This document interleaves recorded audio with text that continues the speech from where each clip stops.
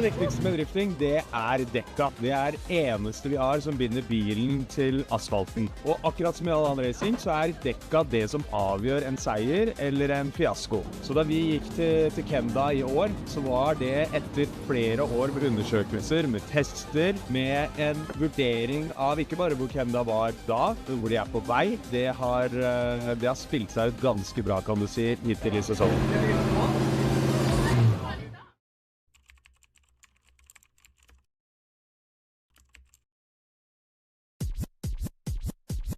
Check this out. Okay. I look good. Okay. On the street and I got my swag on. Okay. Get the money, gotta get my bag on. Okay. Triple back.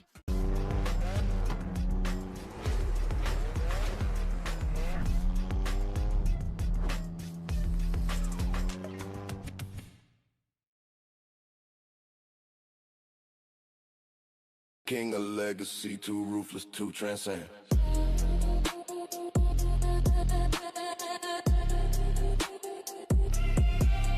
It's how we do.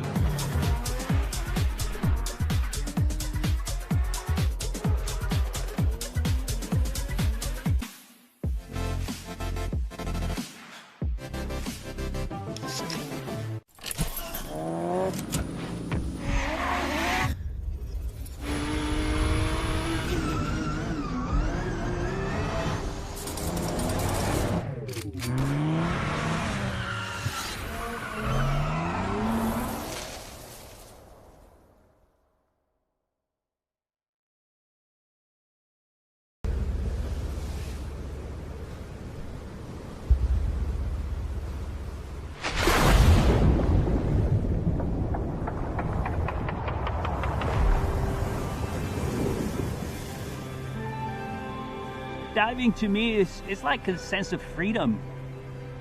Nobody forces me, nobody pushing me. I choose to do it. My grandfather would refer to it as like the last place that God made, as far west as you can go in the country. The last sunset in Europe in the millennium was over Jersey Island, you know. What better view can you ask for?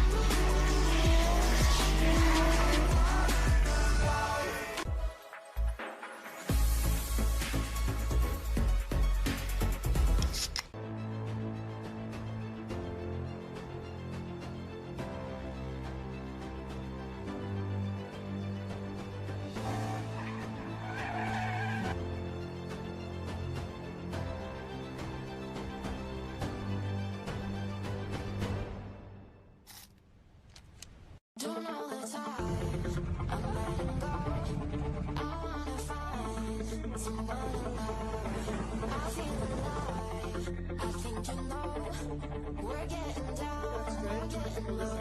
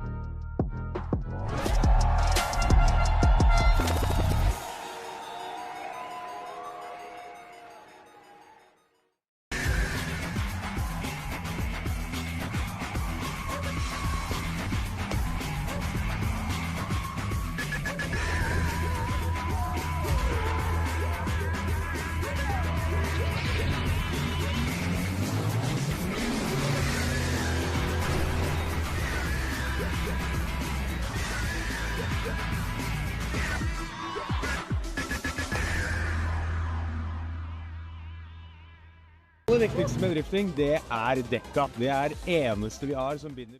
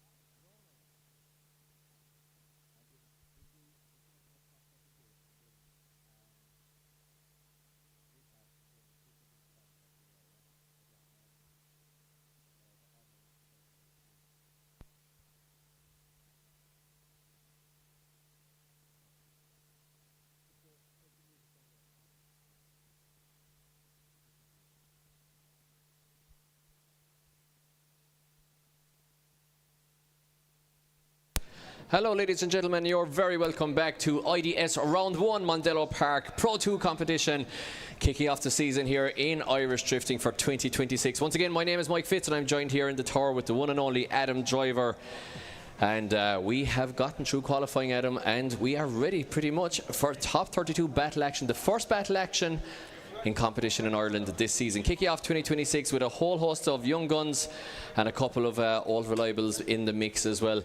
And I'm very, very excited. I'm very, very keen to see exactly what's going to happen and who's going to get through. And I'm going to have a quick word with Kieran Hines there just before we get into the battle as well, just to get a word on exactly how many drivers are going to get the opportunity to drive tomorrow in the big show with the semi-slick tyres in Japfest for pro competition. So I do believe, Adam, for our live stream viewers, we have a little bit of a treat. We have a quick recap of last year's season, just a couple of minutes, which we can talk them through, just to get them in the mood for battle action. Or we don't. Breaks down. So yes, exactly. So guys, very quickly before we get into battle action, how do you win a twin battle? Well, you saw qualifying earlier on, and a twin battle is pretty much the same thing, but with a little bit of an extra dimension of two cars on track together. So the first car, which will be the lead car in the first run, it is their job to do exactly as you saw in qualifying. They want to run the perfect qualifying line. However, this time they will have a car right behind them on initiation, and it is the chase car's job to mimic everything that the lead car does as closely and with as much proximity as humanly possible. So they go do the first run, judge it, believe it or not, and then you swap them around, and the lead car becomes the chase car becomes the lead car. You do it all over again, and over the course of the two battles, the judges deem which driver had the best line, the best proximity, the best aggression, the best mirroring, etc., etc. We'll run you through it as the battles progress. If you haven't seen drifting before, it'll become much more kind of self-explanatory as the time goes on. You could talk about it quite a lot, Adam, but you know what? It's one of these things. We could go into it all day, so we could. Exactly. Well, we have all evening to go into it, guys. And of course, we do have 32 competitors, guys, here who have made their way down or up through the grid of 80 drivers, and you know what? They're the top 32 and they deserve to be here, every one of them, and we're going to whittle that down into 16 for the main part of the show, and then we are into the real nitty gritty, down into the grade 8, final 4 and the finals, of course. And once again, I would say it might be the top 6 or 8 usually would get through, but we'll confirm that with Kieran Hines. Absolutely, Mike. And as we briefly explained earlier on today, the top 32 from this morning's qualifying is all going into this top 32 battle stages, and the way it will be working is, so the person in first place will be coming up against the person in 32nd, second against 31st, and so on until 15th and 16th place meet themselves halfway through the bracket. Exactly. Well, it's actually 16th and 17th, but anyway. Exactly. So this gives drivers a reason to be. This gives the drivers an absolute reason to be trying to push to get the highest enough score on the board, because theoretically this means they get the easier battle once it comes to these stages. And we're kicking off battle action straight away here, as we can see coming over the hill, our first place qualifier, Jack Mulvill, coming up against our 32nd place, Matt's Crisis, goes off into the grass. Bit of drama already on our first battle of the 2026 season. Jack Mulvill still driving on, getting into zone 5, put down a great one. Everyone is looking towards Jack here so far already once he completes this run, which he has.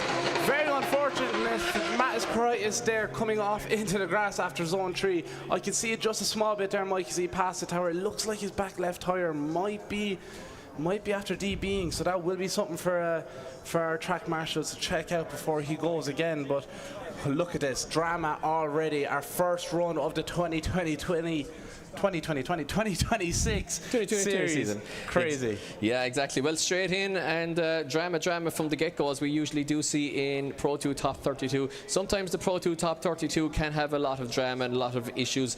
Well, when I say issues, I mean, you know, little bits of drama, I guess, or you know, incidents, I suppose, because you've got a lot of various machinery. You've got some kind of the slower, maybe naturally aspirated beamers versus some of the monster cars like you just saw there with Jack Mulvill up against each other. It does tend to create a little bit of a speed mismatch, like we might have seen in F1 in one of the races there, where was it Colapinto got hit. So you do see quite a mismatch of machinery. And also remember, guys, these are new builds. The drivers are bringing them out for their first weekend, for quite a lot of them this weekend. Some gremlins still in the system maybe, and the drivers maybe not quite dialed into the chassis perfectly just yet. So bear in mind that, and bear in mind that you will be in for an afternoon's entertainment here, top 32 onwards. But Jack Mulvill here, Adam, already looking very, very good. The highest qualifier of the day with a 10-0 advantage as such. We'd score, you know, a total of 10 points on the board is the old way of scoring it. We always go back to it because it's the easiest way to think about it and explain it. The judges will have looked at that, and assuming that they didn't see anything unusual from Jack Mulvill, that he didn't slow up, take a funny line and cause Mattis Caraitis to go off track, then you have to say that Jack Mulvill would be at a 10-0 advantage after this first Absolutely, and it looks like it's all going towards Jack Mulvill now, as he seems to be coming down the track. thought he was about to do a run. He's not. But as you can see here on the live stream, for anyone that's tuning in, you can see the differences between these two drivers. Not much in horsepower. 600 and 500 brake the difference. Only so 100 brake horsepower, but 13 years in the difference. I just wonder why Jack is coming out on top. I just wonder why he's pulling off there at him. He's going back into the pits there. Possibly a 5-minute rule from Mattis Crichton there. As I said, I do think I saw the back left tyre being DB'd. So maybe they're just going to try sort out that, or even just check up at it. Maybe it's their only chance, so taking that 5-minute rule as at the moment. If you don't know what a 5-minute rule is, that gives every driver, before they get to the top 8, if I'm correct, so in saying everyone gets a 5-minute rule for the opportunity of them to go recheck their car and make sure everything's in working order. Final 4, actually, they get a second Final 4, yeah. So. And speaking of Final 4, I just have had confirmation from our head judge, Kieran Hines, that it's the top 4 drivers are going through to tomorrow. So top 4, it's the finalists only that are going through to Japfest. So only cream of the crop here are going through to tomorrow's competition. Very, very high standard, of course, for Japfest. We've seen in the last couple of years, we've seen a lot of the international Irish drivers coming back. Absolutely. Back on the line, Mike. It's our second battle of the day. It's Owen Foran, the man from Kerry, coming up against Ronan Doherty. Oh, and they've just shut it down here on initiation. Doesn't look too great. I'm not too sure what's after happening here. Owen Foran immediately shutting it down as he comes up over the hill. Maybe some power issues or so on. But Ronan Doherty taking his chance to get a bit of more experience out on the track. Take this maybe as a bit of practice. Finishes a run, quite a solid run as well from Ronan Doherty. No pressure on him there at all after seeing the mishap with Owen. So yeah, not sure exactly what happened there. We'll go to the judges for clarification as well on how they call that. I can announce as well that Jack Mulvill's car was overheating after that first battle, and that's why he went around again. So I'll confirm, was that a 5-minute rule for Jack Mulvill? I would believe it would be, because he couldn't leave the line for his battle. So I would think Jack Mulvill, despite his fantastic qualifying and everything, he might be in trouble if that 2J is already overheating in the Sylvia, and that is just a first day out problem now. You know, hot weather here enough today in Mondello Park, new build, still a couple of things to iron out in the real world when the car gets out there. You know, it's just off the dyno at Keane Walsh Motorworks in Cork, and everything good, but obviously, you know, the rigours of competition in the real world always throw up a couple of spanners into the works, so to speak, and make the heat issues kind of get worse, basically. So if Jack Mulvill, long story short, is experiencing heating issues after one run of the top 32, and he continues to progress in competition, what's it going to be like by the time we get to the Great 8 Final 4? It's going to be crazy. Absolutely true, Mike. And one thing that I was talking to a few drivers about yesterday, which I found quite interesting, is when everyone was prepping their cars and getting ready for the season this year as well, we've had kind of wet, windy, miserable weather over the last couple of months. But look at it. Damp is the best way to put it, I suppose. Yes, exactly. But as you come out here for Japfest round 1, complete opposite. It's like a summer's day out here. It is a summer's day. It is. We're in the IDS jerseys. We are, which you can get down to IDS tent if you fancy getting one yourself. Highly recommend. So there is, plus a lot of other. We'll send Adam out on track there to model them for you in a while, lads. It's a great show.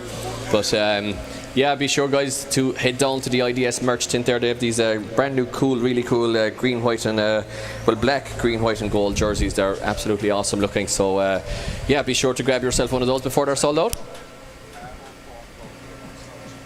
Absolutely well worth a look, as well as many of the other so just hearing there, Adam, sorry to cut across you, but Owen Foran, I just heard from Sean Healy there, our track controller, has a broken gearbox and is out of competition. So I'm presuming he snicked third or fourth there, and it just left go as he went to initiate. So Owen Foran out of competition. So drama already in the first 2 battles. That means Ronan Doherty will just have to leave the line here, and he will make his way into the top 16, into the main part of competition. Well, we call it the main part of competition in Pro because you do the driver's parade and all that, but in Pro 2 we're just going to go straight in, so I guess we can call this the main part of competition as well. I suppose so unfortunate there for Owen Foran, but this is exactly what drifting is about. Straight away, our first few battles, and we're already having issues and stuff like this happen. As we can see out there right now, it's Ronan Doherty out on track, getting a bit of practice in for himself. Second run, once he finishes this, everything goes straight towards him. He'll be making his way into the top 16, so sit back and enjoy Ronan Doherty.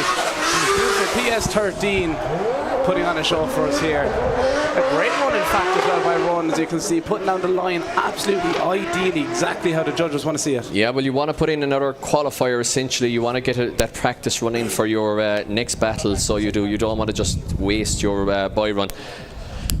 So basically that means that Ronan Doherty is absolutely through to the top 16. Jack Mulvill is at a big advantage but has heating issues already against Mattis Karaitis. I presume that Jack Mulvill will be able to run, and that should mean that he should go through, but let's see what happens. Now next up we have 8th place qualifier Gavin Skehan versus 25th place qualifier Hines from Galway. Gavin Skehan of course coming out and running very strongly there in qualifying.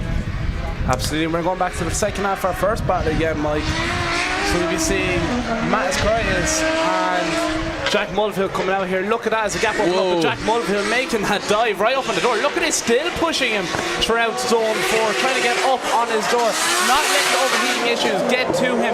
But Mattis is giving him every opportunity, putting out an unbelievable lead line, so he is. And Jack Mulvill is soaking it up, trying to get right up on that door. Absolutely, yeah. So sorry, I was going off the graphic on screen there. It was indeed, of course, Jack Mulvill and Mattis Karaitis on the line there, and I can confirm that Jack Mulvill will be going through to the top 16. Insane stuff. The young Kerry driver coming up here for his first official competitive day out and making his way straight to the top 16. I'm sure him and all his team will be delighted with that one. But anyways, Mike, we're going to move on to our next battle now. The one you were just briefly speaking about just a moment ago is going to be Gavin Skehan coming up against Francis Hines from Candy Culture. Two great drivers. We've seen them throughout practice there. Francis Hines always seems to shine through a bit more when it comes to the battle stages of the day, so this was really his opportunity to start making his way up the ranks despite maybe not qualifying as high as he would have liked on. Yeah, I mean Gavin Skehan, if I remember correctly, only had one run to get it done, pretty much, and because he was out of competition, you know, by the time he got his second run he was in trouble, but he got a big qualifying score there in the 2 JS13, so looking very good there once again, the man from Ballina, County Tipperary. Francis Hines there using the SR20 to the very limits of its ability as well. So it's going to be a pretty close battle, I would say, although there is quite a gap in qualifying between both drivers of 8th position versus 25th position. So Gavin Skehan at a good advantage here, and of course, as we always say as well, guys, the advantage of being the lead car first is you get to run first in the lead position, and you know then how hard the guy behind you chased you. You know how good he was, so you know in the second run how hard you have to push it. Therefore, if you had a really good, perfect example, Jack Mulvill versus Mattis Karaitis, if you had a really good first run, you know that you don't have to push it in the second run, then that's being the advantage of being the higher qualifier. For sure, so we're about to find out here what way that will work for Gavin and Francis as Gavin initiates coming over the hill, trying to open away that gap away from Francis, but Francis is not holding off. The proximity is quite wide open. Francis taking a bit more of a shallower approach to get open Gavin's doors. Further here, come up to the second half of the track. Gavin just about keeping it in zone 6 there, and Francis trying to close the gap, making that dive to get up on his door. Yeah, our great first full battle. Yeah, of the series. a full battle finally, fantastic. But the S13 with the 2J there definitely looking like it had a little bit more pace there than Francis Hines with the SR. That's the way it's meant to be, I guess. But that's not always the way it works out in reality. But a good separation of a couple of car lengths there, almost. Well, one car length at least between both cars, which was perfectly acceptable once upon a time, Adam. But these days proximity has gotten so tight, and it's really is king in the battle. So yeah, definitely. That's for sure. I even saw some of the cars out in practice yesterday and this morning and during lunch today. They just don't hold back. They're right on each other's door. They're not giving anyone any chance. Like, for example, one of our Pro 1 drivers for tomorrow, ex-Pro 2 champion, Jakob Christrack, I've seen him chase drivers around the track, and geez, you wouldn't even face a piece of paper between the two cars. He was out there driving like it was the final. So it was the same in the Pro 2s as well. They don't hold back. They're driving out like it means everything. Yeah, and so give them every opportunity to learn how to do it. Gavin Skehan saying here as well that he has no sponsors as of yet. He's just bought this car actually, and if anybody would like to hop on board the season, he is available. So there is room available on Gavin Skehan's car if you fancy being seen on the live stream and getting your name out there in Pro 2 competition and possibly Pro competition by the way that he's driving. Give Gavin a bell, and once again guys, be sure to follow us on all social medias, whatever tickles your fancy, and you can follow your favourite drivers as well. They all have all Instagram profiles, etc. So be sure to give him a check out. And Francie Hines leads us in now, the man from Galway, to lead in the Tipperary man, and there's a bit of a gap this time, and Gavin Skehan is very shallow here, Adam. He's not got the proximity nor the angle that he needs in order to put this battle to bed. Contact, Mike. Yeah. Gavin making a huge dive to get up on Francie's door in zone 4, and it was just a bit much, making quite a solid dive up against his door, in fact, and knocking him, spinning him out, and leaving himself in the gravel pit. We'll have to see this one again, Adam, and once again, guys, if you're here in Mondello and you can get phone coverage, just log on there and get the YouTube replay. You can judge this one for yourselves, but I was just mentioning that Gavin was a little bit shallow, and I'm not sure if that was the reason that he just seemed to gain speed on Francie. But let's have a look again. Did Francie slow up a lot or anything? Let's watch Francis here now. I mean, no, Francie was not very fast, but he was on line. He was on the outside of the track. There's usually a little bit less grip right on the outside of 4 there, so you're naturally going a little bit slower anyway when your back wheels are kind of on the line, just at the... It was just coming out of a decel zone as well, which kind of gives... I think a bit of reason why he was slowing down. You can really see Gavin knew there was a gap there, and he kind of had to fill it. It was more than a gap that was between him and Francis. Yeah, I think Gavin might have cut the track a little bit there. He looked to be shallow and not a lot of angle, and the line was quite shallow. So I think overall it should be advantage to Francis. Okay, so Francis Hines actually takes the win there, turns around that battle. So Francis Hines takes the win in that one and goes through to the top 16. Gavin Skehan with the mistake there in the chase position, putting himself out of competition, and Francis Hines moves on. So we move it on ourselves to the next battle, getting through them thick and fast here in the top 32. We sure are. Up on the line, we can see leading us in is David Ford in the self-sponsored Skyline, beautiful coloured car, coming up against the Kerry man, Kieran Dwyer. A bit of drama here already on initiation through 1, 2 and 3. The proximity opens up. Kieran Dwyer trying to close that in, straightening up, but he's just about dropping a tyre as well. David Ford trying to push on and finish out his run, put down the best line as possible and gain as many points on the board towards him, put this his way. Kieran Dwyer seems to be struggling a bit, just trying to get it back up in his door. Bit of a sketchy one there, Mike. It really looked like that. After 1, 2 and 3, David Ford got away. Kieran was trying to get back up on his door, but the pressure trying to close that proximity messed him up. You can see here on the replay of the live stream. You're losing your voice already, and it's only Saturday afternoon, my friend. You should have seen the crack we were having last night, Mike. Singing along, mad stuff. Excellent. Well, like we already discussed off camera there, Adam, no going to town tonight. We'll be good boys now tonight, early to bed, because tomorrow is pro competition day, and we better make sure Kieran Hines is here. Snapchat stories in the morning. So. Yeah, we'll block Kieran from the Instagram stories there. But yeah, early to bed tonight. But like you said, there big gap opening up. Might have just been simple enough as a horsepower deficit there. Davy Ford has a lot of torques under the bonnet there. Maybe not a huge amount of brake horsepower, but it's producing quite a lot of foot-pounds. So it is definitely a very good package to have under the bonnet. But Kieran Dwyer still has a chance. He's still in the game. I think he's probably at quite a disadvantage. Might be almost a 7.382, I would say. I'd agree with you on that one, Mike. So we'd have to give it everything here, or maybe hoping that David makes an unfortunate mistake or something spinning out and cause himself to have a 0, but even at that, still looking towards David Ford at the present moment. Yeah, definitely a big advantage there for the Galway men. So they line up here on this famous Japfest start line. It is BMW versus Nissan, the classic Pro 2 battle. Toyota power under the bonnet. Double V8 actually battle here. Sure is. It's a V16, you can only say battle. Anyways, we're coming over the hill. Kieran Dwyer in the lead position this time, through 1 into 2 and into 3. The proximity is a lot closer this time as they transition, make that flick into 4, and David Ford is getting right up on the door of Kieran Dwyer. Not too close though, playing it safe. He knows he has to do the play it safe. As they transition here for the last part of the track, Kieran Dwyer trying to get right in there. Nearly too much angle in the 6th, but he keeps it, and David Ford's right there with him. A lot slower of a run that time, Mike, but David Ford was able to deal with that. Well, I think it was slower because Kieran was the lead car, and definitely there's a pace difference between both cars there. 1 UZ Turbo versus 3 UZ NA there, and David Ford is the winner there, as we see on the graphic. So David Ford is the winner in the R32 with the turbo. So Kieran Dwyer, he might be on eBay looking for an eBay turbo like he's on David Ford's car there. He might be. After the weekend. So Davy Ford books his place in the top 16, and Kieran Dwyer, the Atheman, looking good, looking very good actually, but just lacking a bit of pace there. We sure are. We're going to move on to a double young gun battle. Up next we have the young Kerryman. There's so many Kerrymen in this. It's Colin O'Sullivan coming up against Ryan and Nally. Colin O'Sullivan in the lead position, being the higher qualifier. Here he goes, initiates, huge flick in through 1, into 2, and making his way all the way into 3. And Ryan Nally's right there with him, keeping up in the door, making a dive here around zone 4. Colin O'Sullivan put down a great one, as always. Ryan Nally knows how to chase, he knows how to close that proximity.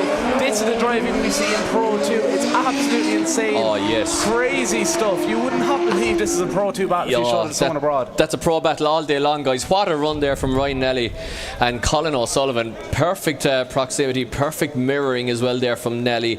And what I really like there, actually, Nally was on the outside of the track there, still maintained his outside line, even though he was in the chase position and within the pocket, as we say. So yeah, but also really good lead line from Sullivan there, and he did make it easy for Ryan Nally in the chase position, to be fair. So you have to have a good lead to have a good chase, as is always said. He sure did. He gave him every possibility to get up on his door and close proximity where he could. So hopefully he'll be able to return the favour now and give Colin every opportunity to get right up on his door, and I'm sure Colin will take it. We've seen him many a times in battles, both in the Winter Series and in previous competition last year. He takes every opportunity. He's a hard charger. He does not hold back. Yeah, he is, that's for sure. Remember, Nally kind of went for it in qualifying, spun. So I think of the two drivers, I would say that Sullivan is quite wild at times, but he's probably the more reserved of the two. Nally has a little bit more flair. We've seen him do like amazing things sometimes there in qualifying, especially. He can flick the car in that beautiful, almost Japanese driving style, and it works out sometimes, and when it does, it's great. When it doesn't, it puts you out of competition. So let's see what way he approaches this. The spotters are going to be on the radio to him, telling him that he had good proximity. Colin's spotters will be on the radio to him, telling him that Ryan had good proximity to him and mirrored him really well. So I think it's a very, very even battle still, and it's all to play for here, as both young guns, as you said, Adam, pull up through the gears here and enter into the Japfest layout in Mondello Park. Sullivan with a late initiation on the right hand side of the track, flicks it on a big angle, but Sullivan is not in the correct part of the track here. Now Nally runs a little bit wide, runs very wide, and Nally runs off track. The back wheel just going off the side of the track, and eventually then just running out of grip. Sullivan was 100% in trouble there, Adam, but got another get out of jail free card when Nally just ran off track, maybe carried a little bit too much pace. And as we said, when you go to the wide line around turn to Castrol corner, I presume it's called now. It changes all the time, so I still call it Honda. But yeah, it's just one of those things. He ran out of grip and unfortunately just got pulled off track there. Yeah, absolutely, Mike. You can see here on the replay on the stream, it really looked like everything was going towards Ryan Nally there, but the pressure may have gotten to him going a bit too wide. And I can confirm, coming in from our judges, it'll be Colin O'Sullivan making his way into the top 16. Top 16 is only going to be full of Kerry men, I'd say, at this stage. It's just a Kerry top 16, exactly. Kerry's a new car for drifting. So, yeah, absolutely. Colin O'Sullivan takes the win. The young Kerry men just pretty much around the corner there from the 360 Motorsports Park in Kilflynn in County Kerry. Now, facing off against Colin O'Sullivan will be the winner of this next battle, and it is none other than 13th place qualifier Erikas Navickas versus 20th position qualifier Conor Dugen. So not a huge amount of separation with these guys in terms of qualifying, but Conor Dugen has only 300 brake horsepower, whereas Erikas has 550. Now that doesn't make a huge difference in some of the tighter tracks without a run-up, but in Mondello Park that horsepower deficit could be quite a lot. And that's for sure, and we saw Erikas throughout his qualifying runs probably maybe even going nearly a bit too fast. So Conor Dugen probably will have a look back on that, maybe watch back on the live stream and seeing that he needs to put the foot down for this. But either way, we're going to figure out. Here we go. It's Erikas Navickas in the lead position for this, and Conor Dugen chasing him down. Erikas Navickas getting through 1, inch 2, inch 3, filling that zone. Absolutely lovely. And look at this. Conor Dugen is right there with him. Yeah, despite the horsepower deficit, he is right in the pocket now with Erikas Navickas. They almost look like teammates. Look at that for a transition. This is the kind of stuff that we love to see. Irish drifting is for sure back, Mike. E46 on E46. Two great drivers putting a show down here for us. What a transition from Conor Dugen. Okay, say he might have just went to the inside of the track a little bit, but just watching the replay, the last transition again from Dugen, it was absolutely take your front bumpers off stuff. It was crazy. I have to say, like, a really nice lead line from Navickas, but Conor Dugen there right in the pocket pretty much all the way around the track after clip 2. So great stuff there from drivers that look like they've got the same livery on their cars, to be honest. Watch this transition now. He just pops out of the smoke on the other side. You can't even see him in the smoke. He's so close. Stuff. Absolutely crazy stuff. He's really making use of having the full 8 cylinders this year. Yeah, so he hit last year having a bit of a mix between 6 and 7 and yeah, a bit of everything, you know. Try not to do 6-7 there, you know. But anyways, we're switching them around, swapping around, whichever way you want to say it, Mike. It's going to be Conor Dugen in the lead position this time, and Erikas Navickas' spotter's going to be going back to him, telling him, geez, Conor really put it to you there. You're going to have to give it everything this time. So hopefully he doesn't push it too far and he can return the favour, get right up there on the door, and it'll be right down to the judges with a tricky decision on who'll make it into the top 16. Yeah, Erikas from just over the road here in Naas, originally Lithuanian, and competing here with 4 years now, and running interestingly a turbo BMW M54 B30 engine in that car. So yeah, interesting. Possibly the car's original engine, who knows, but it's an interesting build. But Conor Dugen is to lead us in this time. Erikas Navickas with the big horsepower advantage here. Let's see if he can make it work here, but Conor Dugen is using all of his 300-ish brake horsepower very well. Erikas Navickas sacrifices the start of zone 4. Contact between both drivers. Erikas Navickas makes a dive, doesn't work.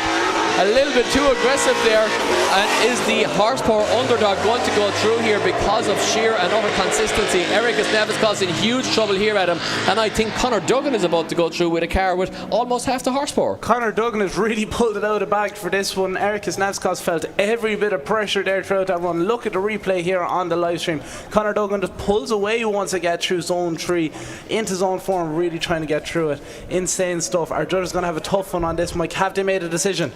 They have indeed made a decision, and we can announce the drivers are getting their results over there, just out the chute there. But going through to the top 16, it is indeed Conor Dugen with the horsepower deficit in that battle, taking his place in the top 16. And Erikas Navickas there knew that he might have had to, exactly what you said, Adam, he had to, you know, really go for it. And unfortunately for him, it just didn't work out. Too aggressive, made contact, and it was the chase driver's fault, and really messed up the rest of his run. So Conor Dugen goes through to face off against Colin O'Sullivan. And now, in the last pair of battles in the bracket, it is Niall McInerney leading in Cathal O'Grady here. Cathal O'Grady in the S14, Niall McInerney in the red S14. Unfortunate there for Cathal O'Grady, spinning out just after zone 2. Sorry? Cathal O'Grady's having a bit of a spin out there after zone 2, so he was like, yes. You can see here, Niall McInerney is still pushing the pan, finishing out his run to make sure the judges can give him a solid score. It will be all facing towards a 10-0 towards Niall McInerney at the moment, I'd say. Yeah, well, Niall McInerney in the E36 there, lovely flick in, qualified in 5th versus Cathal O'Grady's 28th. So on paper, definitely these two lads a little bit mismatched in terms of qualifying scores. And so it looks to be after playing out on track here in battle, because Niall McInerney had a really nice entry there. And I think, you know what happened?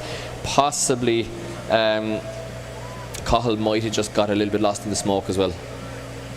Yeah, if you watch back on the replay, it's just gone there, but it really looked like Cathal was expecting a bit more speed from Niall after they initiated. So I feel like when he maybe realised he had to slow down a bit too much on the left foot brake, causing him to spin. So yeah, it's not a good place for a left foot brake around there between 2 and 3. It's just not good. Definitely not the fastest part of the track. Well, it's quite fast, but it's just the rear once again grips up so much there. It's very difficult to left foot brake successfully unless you've got 700-800 horsepower and not grip to match it, you know. So speaking of 700 or 800 horsepower, we'll have Drift Masters back here in about a month and a half's time, and the Red Bull Drift Pursuit event as well in the middle at half time. And if you fancy looking at the Drift Masters Championship, be sure to catch it next weekend in Italy, just above Rome, on Red Bull TV there, and it'll be a fantastic show. I'm sure we've got the Shanahans, we've got James Dean, we've got Harry Kerr, Alan Hines will be joining that crew. We've got Conor Falvey, we've got Dave Egan, all the Irish being represented over there,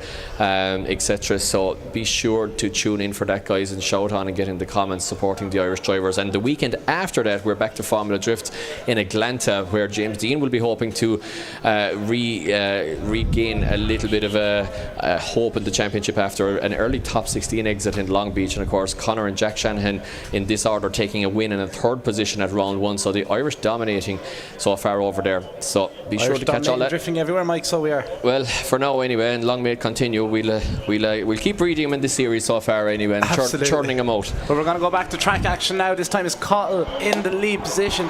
He's trying to use that pace. Maybe it was a pace issue in the first run, because he's trying to get away from Niall McInerney. But Niall McInerney is trying to close that gap, get right up on the door of the ex-Drift Games. Transition here for the wall in front of the grandstand, a bit shallow there in the entry into zone 6, but makes it work. Niall McInerney consistent with the proximity there away from Cathal, but maybe not closing in as well as the judges would like to see. Yeah, possibly not, yeah.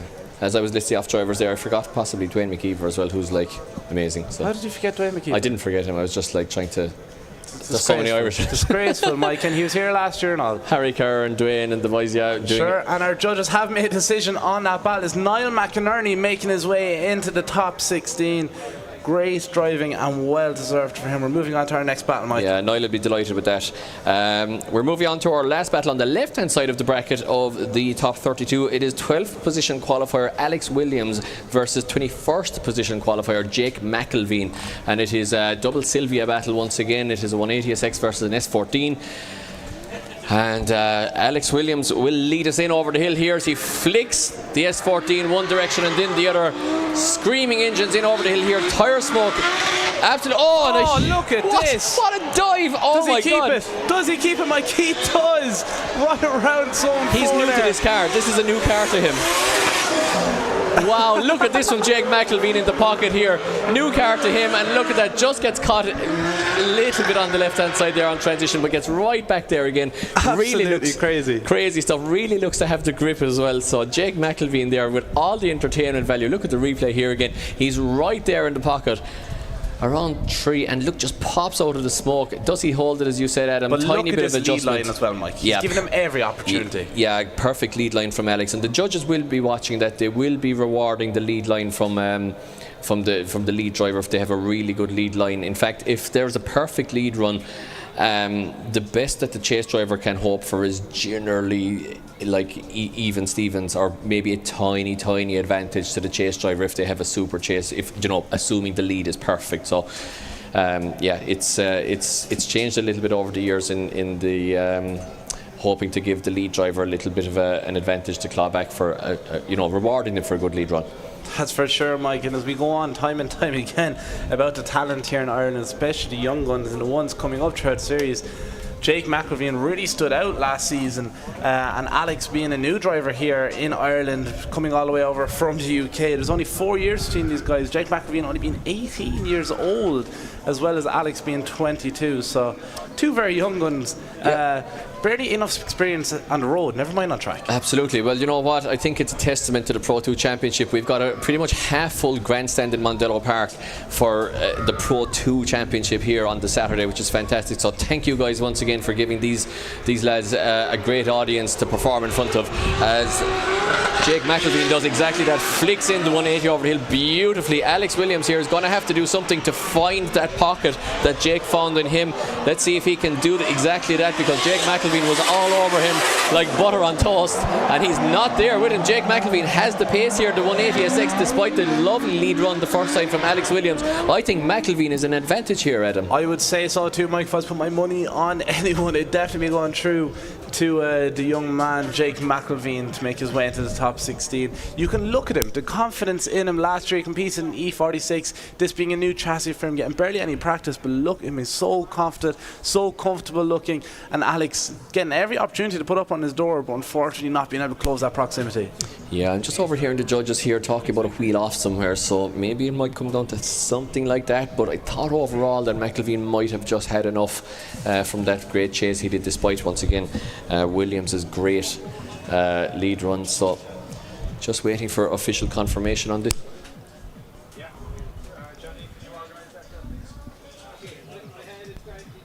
Oh yeah, they're still talking. I was just waiting to get a result in there from Sean. Or maybe it was a lot closer than we ever thought, Mike. Yeah, I thought it was. I knew it was close, but I thought it might have been McIlveen. But again, you're never looking at it with the judge's eyes as a commentator. You're just kind of getting excited and looking at the proximity and stuff. So that's for sure. We can see our head judge Kieran Hines over there, really looking back through the replay and discussing it with his other judges about specific parts of the track. Yeah, absolutely. Yeah. So we have 3 judges once again: Kieran Hines, Alan Hines, and Tom Murphy. Kieran Hines, the head judge of so many series and the guy behind designing the tracks and judging these series from the get-go. I remember him back in D1 Drift Series IRL days, and then early Pro Drift days when I started competing myself, and he's brought us all up through the ranks, to be honest, and made drifting in this country into what it is, along with, you know, everyone else around him. So Kieran and the Hines family doing a great job to keep this championship alive, and once again it is going from strength to strength and getting stronger and stronger with these young guns coming up through. And like you said, Adam, it's less of a, it's changed a little bit. The demographic has changed. It's definitely more families involved in things. It's for the better, probably long term, to be honest.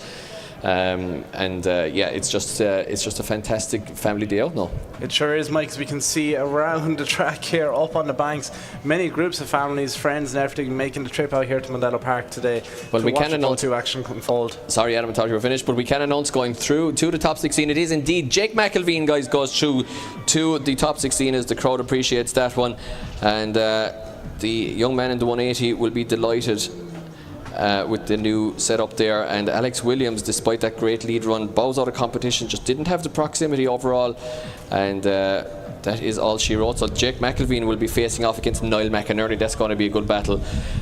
So the left hand side of the battle bracket in the top 32 is already done, guys. We move over to the top of the right hand side of the bracket, and it is Glenn McKillan, second place qualifier, versus Paddy Golden, who qualified in 31st position, so just about making it into competition there.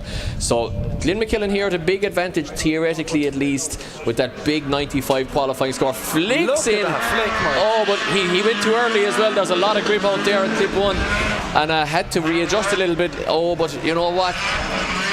I think that Paddy Golden might be in a little bit of trouble there, because he really had to drag the handbrake in order to get into 4. So Glenn McKillan might have got away with that wave run entry. He's right on the wall there as well. Beautiful line from McKillan. Now Paddy Golden is right there with him, looking for the quarter panel, and they cross the line. Bit of a scrappy run there, so it was, Mike. We could even see with the lead car there initiating just a bit too early. We can watch the replay here now in front of us. Well, I think there's more grip, to be honest, just at 1 or after 1 than what everybody is expecting, because we see a lot of drivers there getting caught a little bit early on initiation, you know. That's for sure. But even see around zone 4 there, it looks like he really loosened up, and he was just about trying to keep it on track, nearly making his way off and dropping a tyre, I'd say. Yeah, possibly. So we'll swap them around as they go around the back of the track. It's a split second available to cool the cars as well. Of course, most of these cars these days using rear-mounted radiators, and it does help in terms of heat management, because the rad isn't leaving all the hot air from the water jacket back into the engine bay and being recycled around, and you know, all the hot air from the turbine housing and the manifold and the exhaust getting recycled around the engine bay. So a lot of them rear rads, but not all. And a day like today in Mondello Park, where you're wide open throttle for quite a while and sideways with not a lot of air getting into the car, we might see some overheating issues as the evening goes on. But definitely it's good in Mondello that you do get that half a lap just to cool down the cars and let some air into the rads. That's for sure, Mike. You know what? As much as we don't want to see that happen to the driver, especially after all our hard work during the off-season, get these cars going, we want to see as much action here, and I'm sure we'll see loads of that tomorrow as well with the Pro1. So it'll be great for everyone in attendance, at least. Yeah, absolutely, guys. Be sure you're tuning in tomorrow for Pro1 competition here at IDS Round 1 2026. And if you are here today and think that you like what you see, wait till you see it tomorrow. It is going to kick up a couple of gears again. And once again, we will see the top 4 from Pro2 action joining the Pro guys tomorrow. And they might be looking for some semi-slick tyres tonight, because the tyre grip is a different level in Pro competition, and therefore you need another 200 horsepower generally to just do the Pro tyre. For sure, Mike. We're back on the track with Patrick Golden in the lead position this time. The rear bumper hangs off, and Glenn trying to close that gap, which he's doing here, making the dive on zone 4. Patrick Golden really getting to the outside line of zone 4 there. Look at that transition. We have 2 drivers right up against the wall here on zone 6. Glenn trying to really close it there. Gobsmacked the wide side there because he was making that dive and smoothly getting in there, but not on the exact line the judges want to see. Yeah, loving the last transition there from Glenn. Just got right onto the door of Paddy there, just at the end. But overall, yeah, like you said, Adam, a little bit of a scrappy battle overall, but a nice lead line there into 4 from Paddy Golden in the V8 S14. And, you know, overall, I'm not sure. I think it's going to be a relatively close one.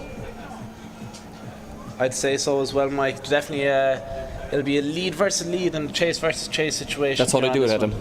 Sure, that's how they do it. Oh, fair enough. I didn't know that. Yeah, yeah, that's how What's they do it. What's this called? Drifting? This is drifting, yeah. Drifting. I didn't know that. Yeah. So we can announce going through to the top 16. It's actually Glenn McQuillan does go through to the top 16. That last transition definitely helping him. So Patrick Golden bows out in top 32. So Glenn McKillan goes through. And joining Glenn McKillan in the top 16 will be the winner of our next battle, which will be young Jamie Hines qualifying 15th against Peter Malloy qualifying 18th. You know, Adam, 2 championship hopefuls here for this championship this year.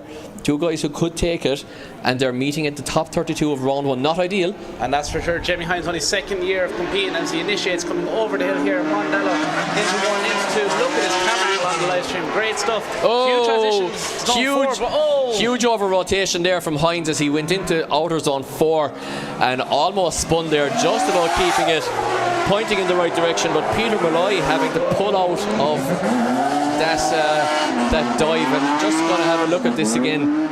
Young Hines, yeah, Hines just was in maybe on the inside of the track a bit, might have picked up a few marbles there a little bit offline and flicked it in. So very unlike young Hines though. Yeah, he's usually very dialed in and stuff. Very unlike young Hines, yeah, exactly. So yeah, I don't know exactly what happened there, but just looked at transition not quite on the outside of the track. The track's not going to be rubbered up in there, and of course there are lots of marbles thrown up by the rear tyres, basically throwing off bits of themselves offline, and yeah, just causing a spin there for young Jamie Hines. But it's all experience, Adam.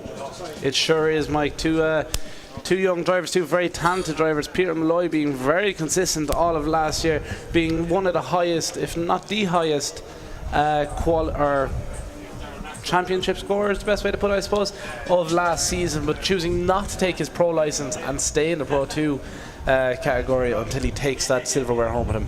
Yeah, a good few drivers actually opting to stay down, which is, you know, possibly an intelligent move, to be honest, from them. Just ply your trade in this championship on the road tyre, and you know, have fun in your own championship before the craziness of pro hits, as we scan around here on the live stream. And yeah, once again, guys, great weather for viewing drifting in Mondello Park. Big shout out to all the people down there on the bank enjoying the sunshine. Put on the sunscreen there, lads, because you get wind burn in Mondello as well as sunburn. So that's for sure. Yeah, so we'll all be like tomatoes tonight, I'm sure, now in the hotel bar, because we're not going to town, Adam. We're not going into town. We're just going to the hotel bar. To town. But 100%. Yeah, absolutely. So you'll know tomorrow, guys. Listen to the voices. It'll be obvious. So right. For sure, Mike. Our 2 drivers are up on the line. But before they head off, I'm going to take this opportunity again to give a huge shout out to our title sponsors, Lucky Day Competitions and Red Bull. We're back to the action. It's Peter Malloy and Jamie Hines. Peter Malloy initiating, taking full amount of proximity away from young Jamie Hines. Yeah. And Jamie Hines nearly making the same mistake again. Does he hold it? He does. Taking a shallower approach to the track to try and close that proximity, get up on the door of Peter Malloy. Despite the power difference between these 2 drivers, Peter Malloy really taking advantage here on this, and just as the run ends, Jamie Hines finding that close proximity on Peter. But yeah, he got in there in the end. I don't know, did he miss a gear or miss the start line or what, but definitely didn't have the proximity from the get-go there with the higher horsepower Sylvia. And unfortunately for young Jamie there, looks like it just kind of all got away from him a little bit. And we can announce, going through to the top 16, it is indeed Peter Malloy, who could have taken this championship last year but didn't quite make it. Jamie Hines there, Tommy and all the crew on the dyno there last minute during the week, and just getting it finished up there. But unfortunately, you know, even though he did qualify, he will still get championship points. Unfortunately didn't make it any further into competition, but there are 5 rounds, as we said earlier on. So Peter Malloy, though, taking a scalp out of one of his championship rivals That's early. for sure. And we're going to move on to our next battle now, Mike. It's Dylan Wilson and Christy Gerrard. Dylan Wilson leading us in a stunning BMW into zone 4 here, trying to get right out to the edge, and he's doing so. This car is absolutely amazing to look at, amazing to listen to. Christy Gerrard is taking every opportunity he can to try and find the door of Dylan Wilson as they transition for the final zone here. Dylan Wilson really does have that pace. That car is gripped up and really dialed into how he drives. We can watch it here on the replay once again. Yeah, on the exact line the judges want to see. He paid attention in briefing this morning. He did indeed, yeah. I just got caught off guard there speaking about the last battle. Our live stream had monitor had gone down for a sec here in the tower. But Dylan Wilson, 7th place qualifier, leading first there against Christy Gerrard, who qualified in 26. So Wilson there definitely laying down the gauntlet as the higher qualifier and looking very, very good. I would say, but Gerrard definitely did find him, Adam, towards the end of the battle, you know, as they kind of ran the walls there, and he definitely started to see the yellow E92 popping out of the smoke there, and was right on it in the end. So he's still in this battle, and as we swap them around now, Dylan Wilson was also on this championship chase last year, but Christy Gerrard, I would say he's possibly one of the most experienced Pro 2 drivers in this series, left in this series now, if not the most experienced, I would say, you know, in this class. So yeah, it'll be definitely an interesting second half of the run now if Gerrard has to put all his experience. But what can you do in the lead position? Only run the best line you can, you know. Exactly, mate. You can't be worrying about what's going on behind you, because if you do, you may lose distraction and mess up your run, which you may not have space for. May not, exactly. So it is the skyline of Christy Gerrard against the R32 BMW, or E92. What am I saying? R32. That was Christy Gerrard's car. The E92 BMW. I have one myself. Of Dylan Wilson. I don't have an R32, unfortunately. I do have an E92. And yeah, lovely line here from Wilson. And equally nice line from Gerrard. Really, really nice there, as we can't see anything with tyre smoke here now in Mondello. Even the live stream, the drone shot, getting obscured by tyre smoke as the track temperatures raise here in the sunny Mondello afternoon. And a very hard one to see there, Adam. The judges will have multiple angles to view from, but from our live stream view here and what we could see in the flesh, so much tyre smoke, actually, it was hard to see that one there, but it looked like a really, really even battle. That's for sure. Dylan Wilson really standing out to me there throughout that, and as much as it's hard to see here after zone 6, we watched the replay, the drivers have kind of disappeared into the smoke. It looks like Dylan really made that dive up on Christy Gerrard's door for the last zone of that run. Yeah, absolutely, as we wait for the judges' scores to drop in and for them to make a decision.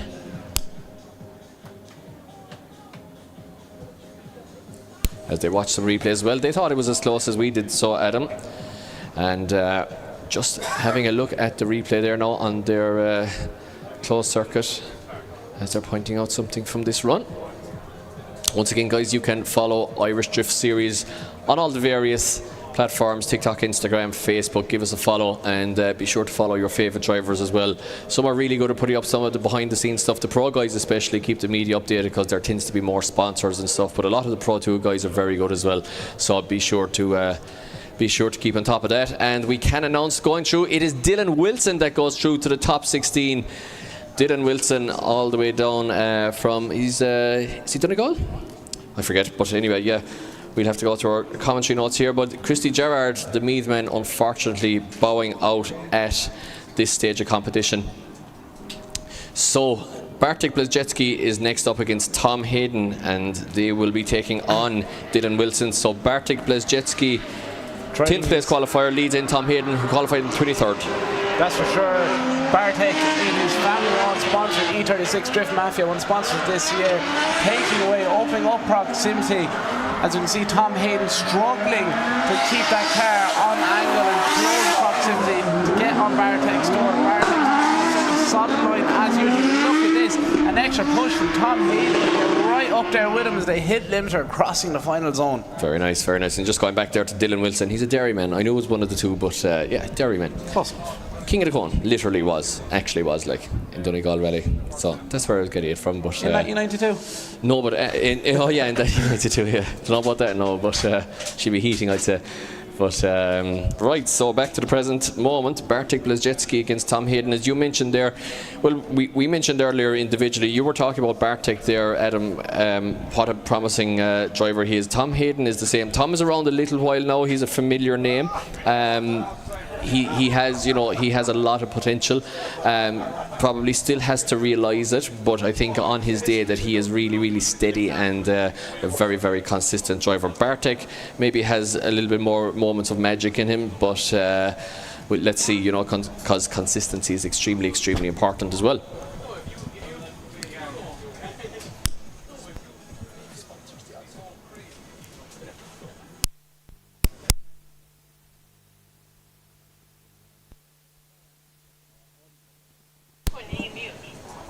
Right, so both cars getting to the line here once again, guys, and we'll get you involved from the top 16 or the grade 8 onwards. We'll get the results down in front of the stands just for time constraints, trying to run a top 32 in 3 hours. We're just doing the results over down the chute for the top 32. So it is Tom Hayden leading us in. Bartek Blazejewski giving away a lot of horsepower here to the 180, but Tom Hayden makes a little bit of a correction there at 2. Bartek now makes a big dive and touches the brakes there in the BMW just to keep it out of the door of Tom Hayden. Now both cars make their way up towards the concrete jungle wall section here of this Mondello track, and they flick it back up the chute, back for the pits, and cross the line. A really nice run there from both drivers. Bartek not quite having the pace there to stay with Tom on the initiation point, Adam. That's for sure, Michael. We saw it, as you can see on the replay here, once again on zone 4. The dive from Bartek, quite impressive, especially considering the power difference between these two cars. He's really throwing in, trying to close that proximity and use his skills to outwaver the power difference between these two drivers. And we can see the winners actually have to drop it in, and that's stood to Bartek. It's Bartek making his way into the top 16. Young Bartek Blazejewski of Drift Mafia making his way into the top 16, so he should be facing off against the winner of our next battle, Mike. He actually faced off against Dylan Wilson, so the winner of our next battle will be going against the winner of the battle after that. So it is Clark Hatton in this battle, who qualified 3rd position with his still relatively new M2 BMW against Garrett Collins, who qualified in 30th position with the all new to him V8 powered 180 SX. With LS3 power there, 550 naturally aspirated horsepower, versus Clark Hatton, of course, with the 2J under the hood, and that is 700 brake horsepower. So both very aggressive drivers here. I'm looking forward to this one. Now, Garrett Collins is in a new car, didn't have the strongest qualifying in the world, did qualify in a field of 80 cars, so that is good going, but I'm not sure if Garrett Collins is going to be comfortable enough in that car to really put up a fight here, but let's see. We'll have to see how he gets on, Mike. And while we have the opportunity, I'm going to give a huge shout out to everyone watching home, specifically to Sergeant Ducky, who you may have seen make a video about the IDS only a couple of days ago. If you're into comedy, or if you're into having a laugh or smiling, make sure to go over to YouTube and check him out at SGT Ducky for a very entertaining video. But anyways, back to battle action. It's Clark Hatton and Garrett Collins coming over the hill here. Clark Hatton opening up proximity, initiates in zone 1, bit wide on 2, and here putting on angle for 3.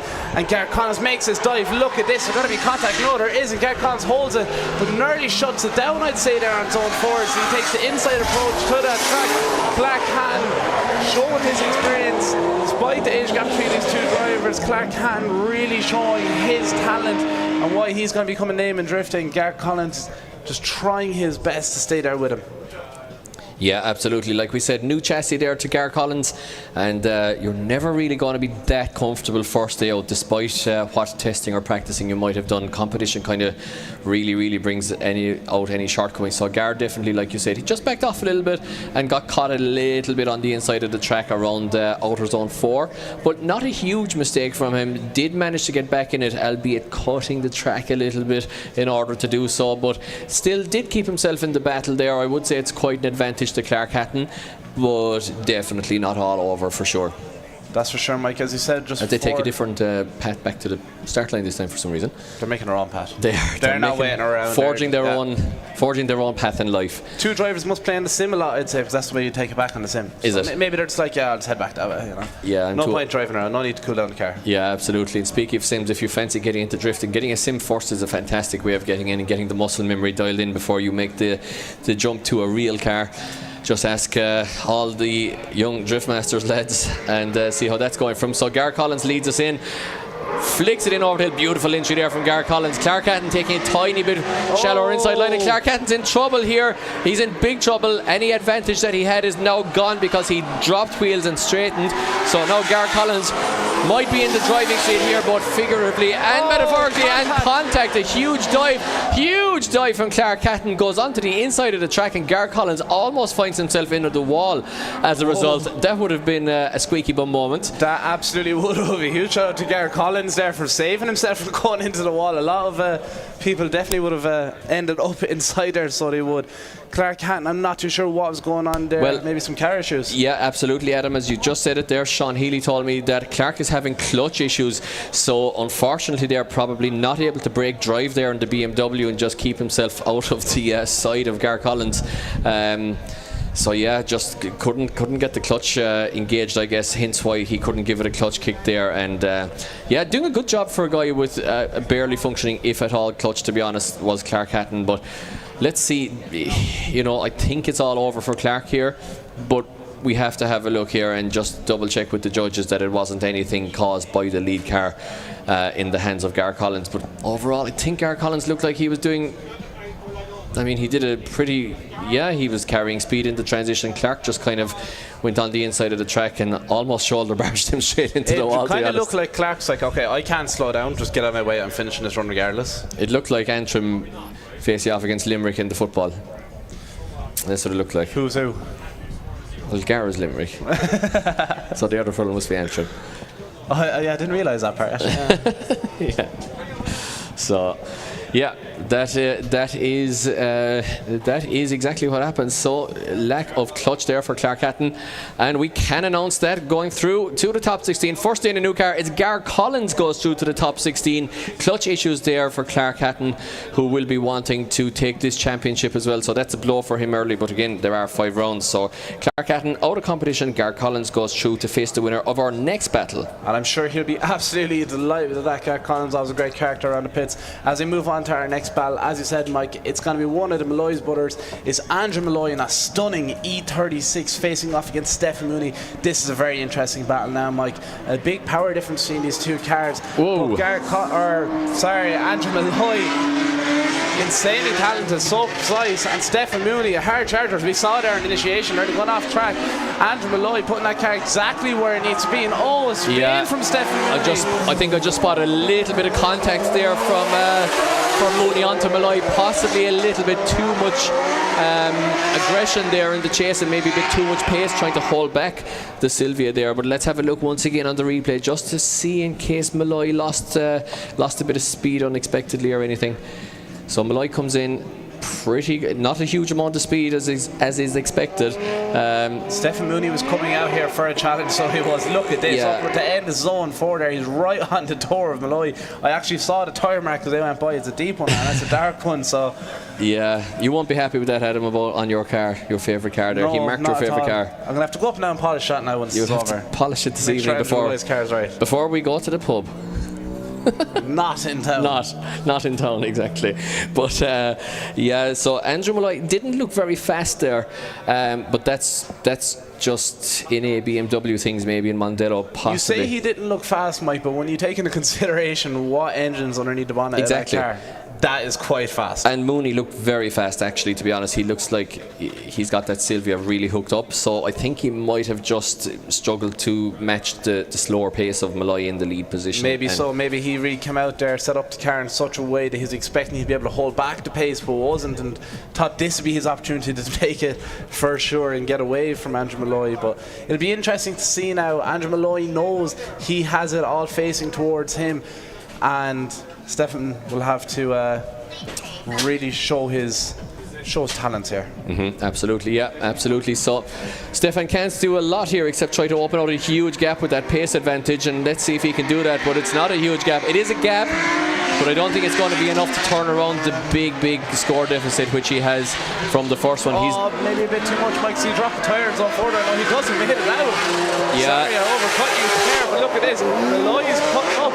Yeah, cutting the track and getting right there with him. Malloy is cutting the track very much here in order to stay in the chase, and that is not what the judges want to see here. And Mooney, like you said, Adam, in the chase of or in the pursuit, I should say, of speed, I think he nearly went off track, but look at him here. He just about gets the back wheels on the concrete and keeps the Sylvia on track here. He's pumping tyre smoke as well. Malloy there possibly just getting a little bit lost in the tyre smoke as he made his way for the wall. And we do have a result, and going through it is Andrew Malloy books his place in the top 16. Stefan Mooney there with all the horsepower, maybe just too much of it that time, and does bow out of competition. So Andrew Malloy will now face Gar Collins in the top 16. That'll be a very interesting one to see. So will Mike. Gar Collins, a hard charger, as well as Andrew Malloy, and similarly paced, I'd say, from watching it back. But we're going back to the action at the start line. It's our next run. It's Jack Kelly taking on Kieran Lynch. Jack in the lead position in that stunning JZX, putting unreal scores on the board for his first time here competing, just dropping a tyre. Kieran Lynch struggling to close that proximity now. Maybe it's due to the drop of the tyre, trying not to make contact. The JZX comes up against the wall here, but unreal run as usual. Kieran Lynch, well known for how he drives last year, close that proximity despite the bit of an issue up around zone 4 and close it before they cross the line. Yeah, absolutely. Jack Kelly qualifying so strongly there in 6th position in the big JZX 90, and usually the JZX 90 a little bit of a too big a chassis for Irish competition, but the bigger track in Mondello there definitely looks like it's suiting it, and we'll see Martin Wanacott, of course, over from the UK campaigning his JZX 100 tomorrow. That is a very well developed chassis, so it'll be interesting to see that in pro competition. But Kieran Lynch doing all he could in the little 180 that could, SR power still. So it is, you know, it's a battle of small coupe like in the S13 with a small 4-cylinder engine versus the bigger 4-door with the big 6-cylinder up front. So, you know, horses for courses, and looks like the 6-cylinder big Toyota might be at a slight advantage this time, I think.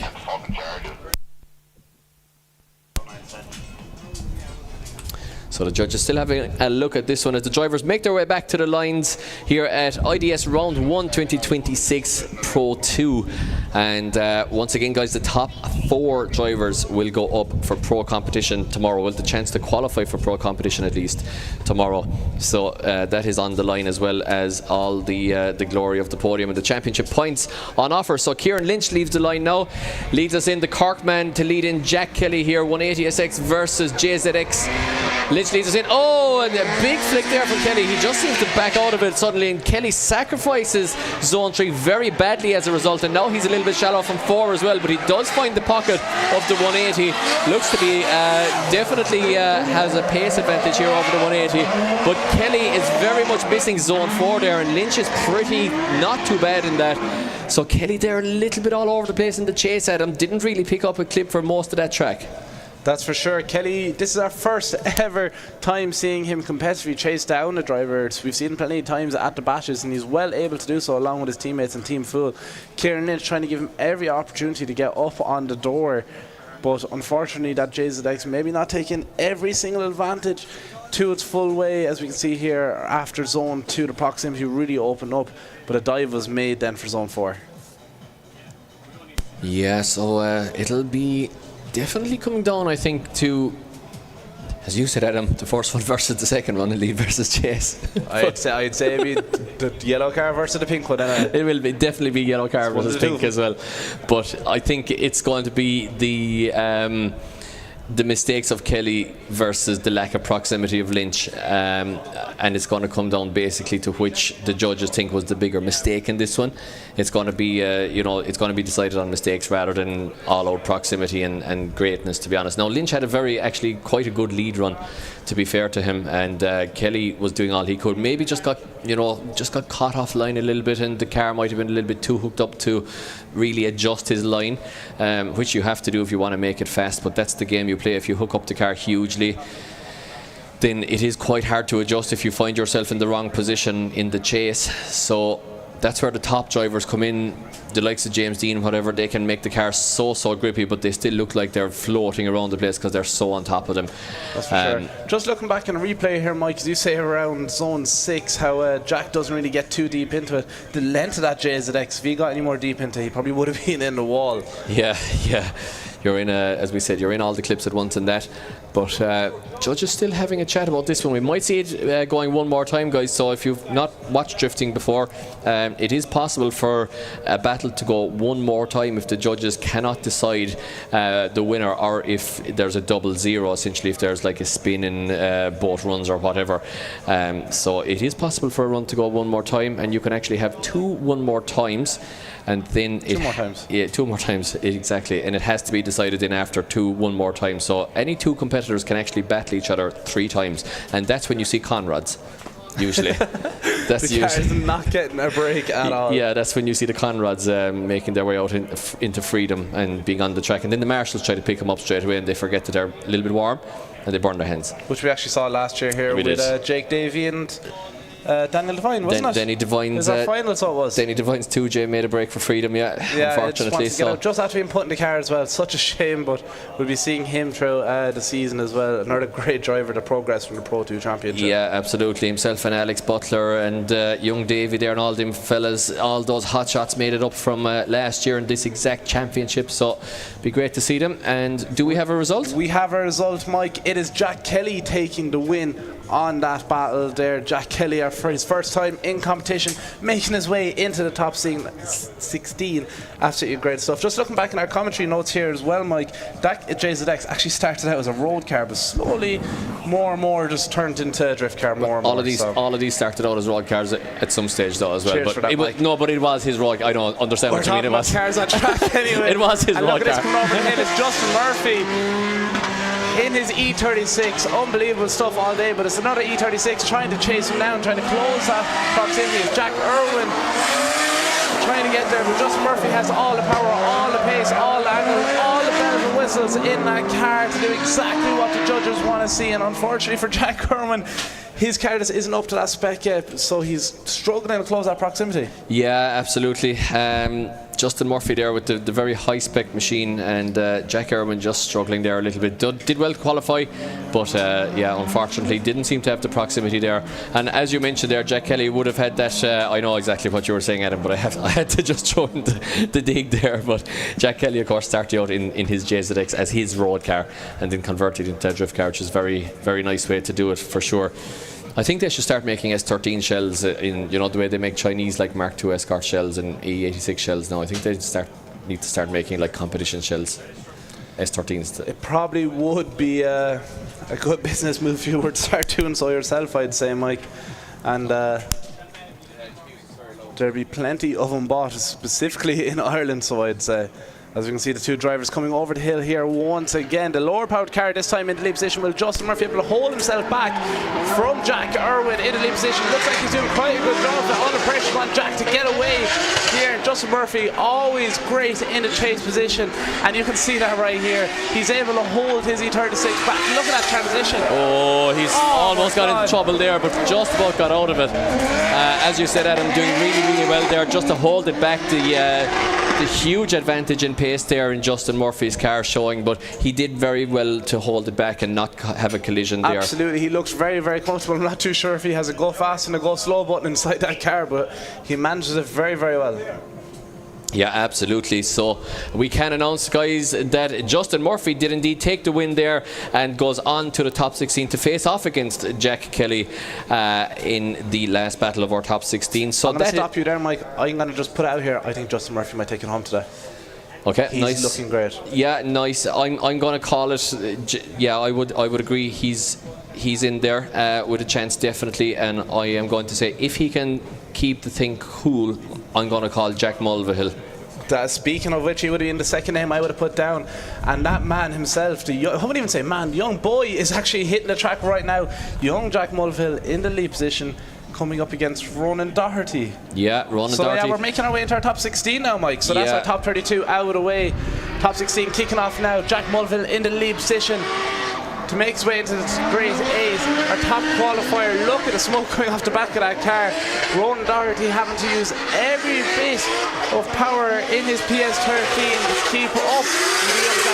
Jack Mulvill is unstoppable. Oh, today. right on the wall. My God. Just grazed the wall there from Jack Mulvill. What a run there. But you know what? Ronan Doherty finding the pocket of the S15 there, but he looked like he was, he was just struggling for pace all lap there, but he did a good job towards the end. But a great lead run there from Jack Mulvill, a really good qualifier. Like. Whatever they put into his Weetabix this morning, he is flying it out there. Jack Mulvill driving textbook lines. His lines today have literally been what we could show to people how Japfest is meant to be. Absolutely, yeah. His dad Jim and the fam there will be looking on absolutely delighted. And again, Josh Boyd and the guys in Kerry Stainless, they've all put this car together. Cian Walsh mapped it there a couple of weeks back, and it's looking very good. Hopefully they can keep it cool here. I think, I'm not sure on this, I should know this, but I think the rules dictate that you have to keep the bonnet on this year. I'll confirm that there. Does the bonnet have to stay on? We'll confirm that, but if the bonnet can come off, it does definitely help with heat management. But I think there might be a rule saying that the bodywork has to stay on the car, but we'll confirm that. But anyway, yeah, Jack Mulvill, if he can keep these temps under check, we'll know now, because after this run, this thing is going to be absolutely boiling in the chase position, to be honest, because he's going to it's not after getting a rest, and he's going to be getting no air into the red in this run. And that's for sure, especially with the heat that's out here as well today, Mike. It's not the coolest of conditions to keep a car cool. And they're off, they're straight coming down from the line. Ronan Doherty in the lead position this time. Jack Mulvill chasing him down. Top qualifier, trying to close that gap and get right up in the pocket of that PS13. Proximity opens up, his backfire shoots out of Ronan Doherty's red Sylvia as we transition here to zone 5 and back in the 6. Jack Mulvill not exactly pushing too hard, but look at this, a dive up onto his door right here after zone 6 and across. I couldn't even see what happened in the last zone there, Mike, did you? Yeah, absolutely, and these are road tyres. Wait till the semi-slicks come out tomorrow, we'll really see a tyre smoke showed in. But very good run there. I don't think it's a cut and dried one, but we'll have to have a word with the judges there and see what they make it at. But I think Jack is looking pretty good there, and yes indeed, we can confirm, going through to the Grade 8, it is Jack Mulvill in the new car. Ronan Doherty bowing out in the top 16, getting all important championship points on the board. But Jack Mulvill, a young man on a mission here in the top 16 and booking his place in the Grade 8. A mission for sure, Mike. He is unstoppable today, and we'll have to see how far he gets. But up first, we have the next battle of the Grade 8, or the top 16. It's double Galway battle, is it? It is a double Galway battle. It's Galway versus Galway. Francis Hines in lead position, chased down. Or sorry, David Ford in lead position, chased down by Francis Hines. Yeah. A bit of an off there from Francis Hines after zone 3, going into the mud pit. You know what? Ford putting out a solid line. A bit shallow there in 6 now. I'm going to call David Ford as well as a bit of a dark horse for a podium here. He's looking very good at him. Francie Hines there, unfortunately, maybe struggling to match the pace and just overdrove his Sileti tiny bit and dropped the back of it off track, which is symptomatic of a guy trying to match the pace. Actually, looking at the replay there, he might have just backed out and clipped to a little bit there as well.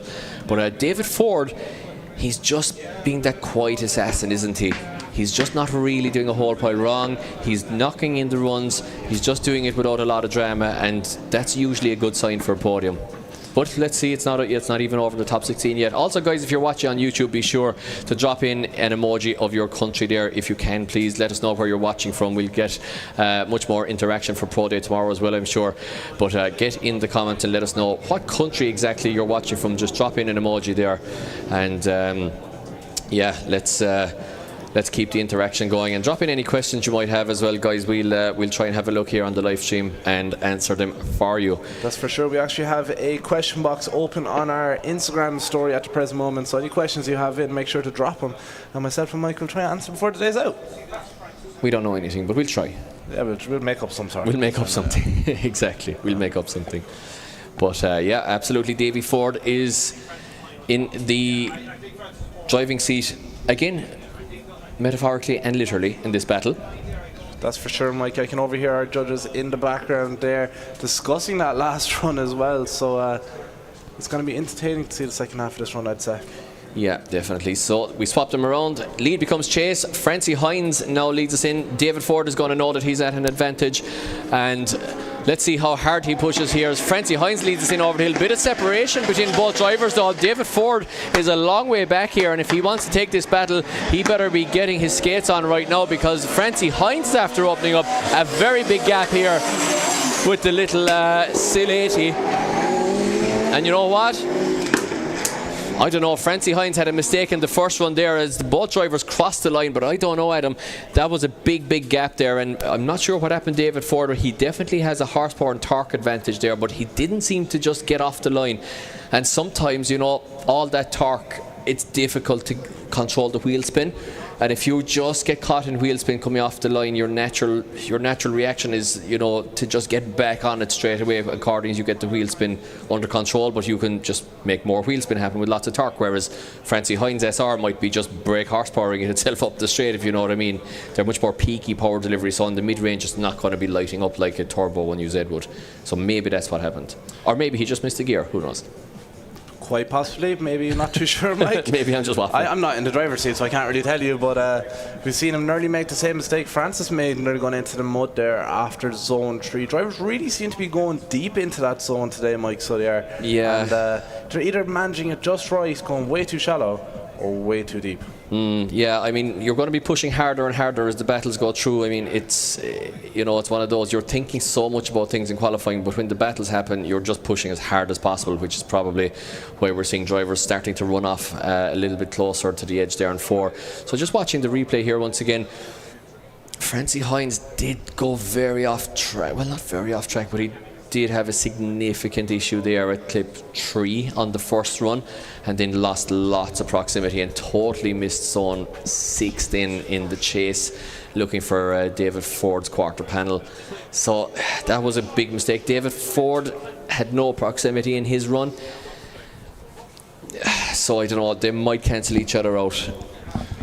And we have a decision in, Mike. It's the first one of the 2026 season. It's going to be a one more time. So it is a one more time. So they do cancel each other. Oh, yeah. So a mistake by Francie Hines, lack of proximity by Dave Ford. So, guys, we are going to send them one more time here in Mondello Park at IDS Pro 2 Round 1 2026. So we'll let them get retired, refueled in the pits, and in the meantime we will be moving it on to our next battle, I presume, which is Colin O'Sullivan versus Conor Duggan, which should be one with quite a lot of fireworks. And Conor Duggan's car, just hooking up the straight, you know, that has all the torque as well, but it's naturally aspirated V8 power. You don't have that swell of torque that you'll have with a turbo V8, and you know, your throttle will also be sharper than it would be on a turbo engine, you know, so you'll be able to control any wheel spin up the straight like much easier. But Conor Duggan probably just hits second gear and honestly just feeds in the throttle in second and then just foot the floor the whole way. So that's why he's getting up the straight, I'm willing to bet, quite quickly. He's just not dealing with the wheel spin. I'd say so, Mike. I'd say you're talking about turbos and stuff there, but I'm pretty sure this man is happy just to have the engine he has. 8 cylinders, yeah. Yeah, as if you didn't hear the live stream earlier on, I mentioned about how I was talking to Conor Duggan last year having plenty of car issues.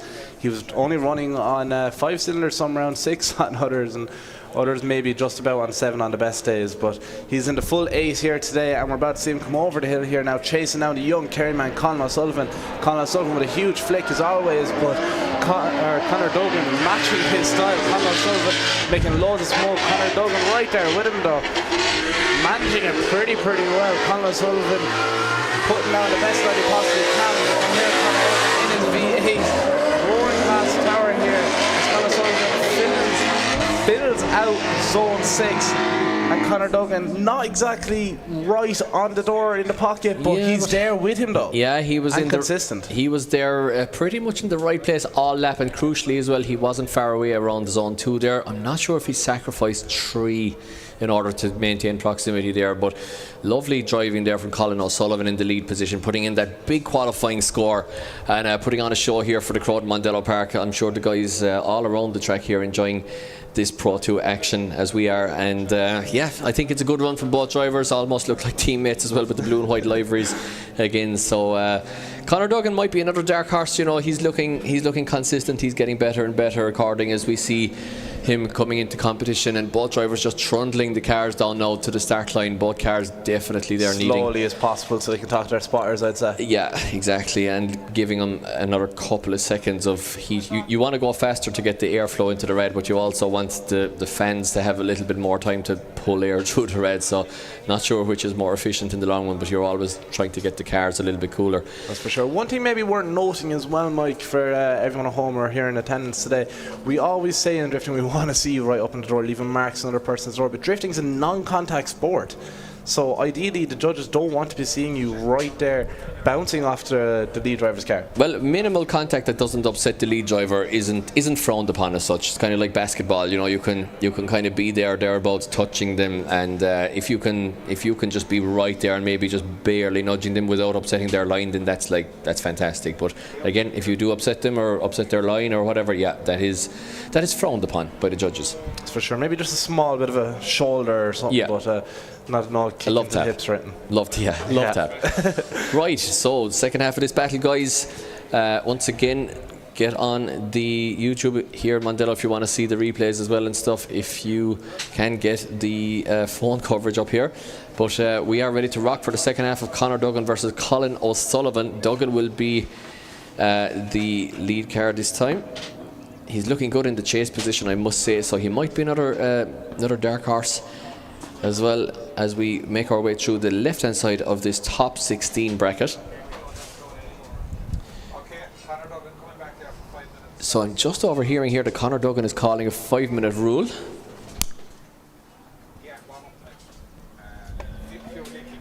So Conor Dugen has a fuel leak in his BMW. Conor Dugen has a fuel leak and has to call 5 minutes. So yeah, that wouldn't have gone down too well a couple of weeks ago, Adam, wasting petrol. Absolutely not. There would have been a few cars out on track pitted there, I'd say, maybe. Pitted, yeah, getting the protest, which I completely stand by him, so fair play to him. yeah. So hard-working guys. Didn't know would there be a Japfest there a couple of weeks ago, so thankfully the country is back up and running and all is good.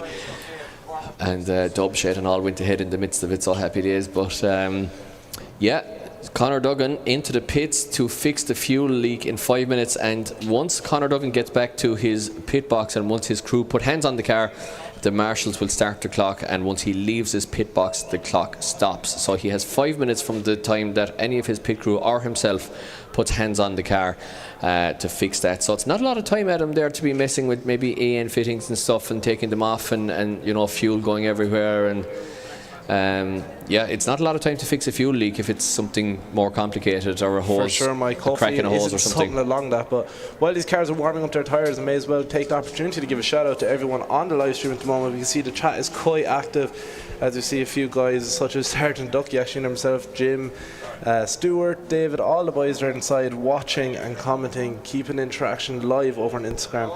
And once again, this live stream would not be possible without our main sponsors of the series, our Lucky Day competitions, as well as Red Bull Energy, powering us through the series this year, as well as our other sponsors, Strom, Kenda, Drift Mafia, JMD Tires, Dugen Factory, Group D, Turn Tire Distribution, Max Flow, Exemplar, Exact Science, and Lexi Brake, bringing Irish drifting to you, so they are, Mike. Absolutely, they are. Yeah, and thank you once again to all our sponsors and all the people here today. Hope you're all enjoying it as we are, and we are ready to rock here for Niall McInerney versus Jake McIlveen. McInerney, the higher qualifier, leads us in the BMW versus McIlveen. Remember what McIlveen did in his top 32 battle, absolutely magic stuff. Can he do it here to Niall McInerney? He's certainly trying. He just backed out of the dive the last couple of feet of it there. Look at the steering from McInerney inside the car, that real hunkered down driving position, as he absolutely muscles his BMW onto the wall there. Both drivers cross the line. Guys, round of applause. Beautiful run there from Niall McInerney, Jake McIlveen. What a run.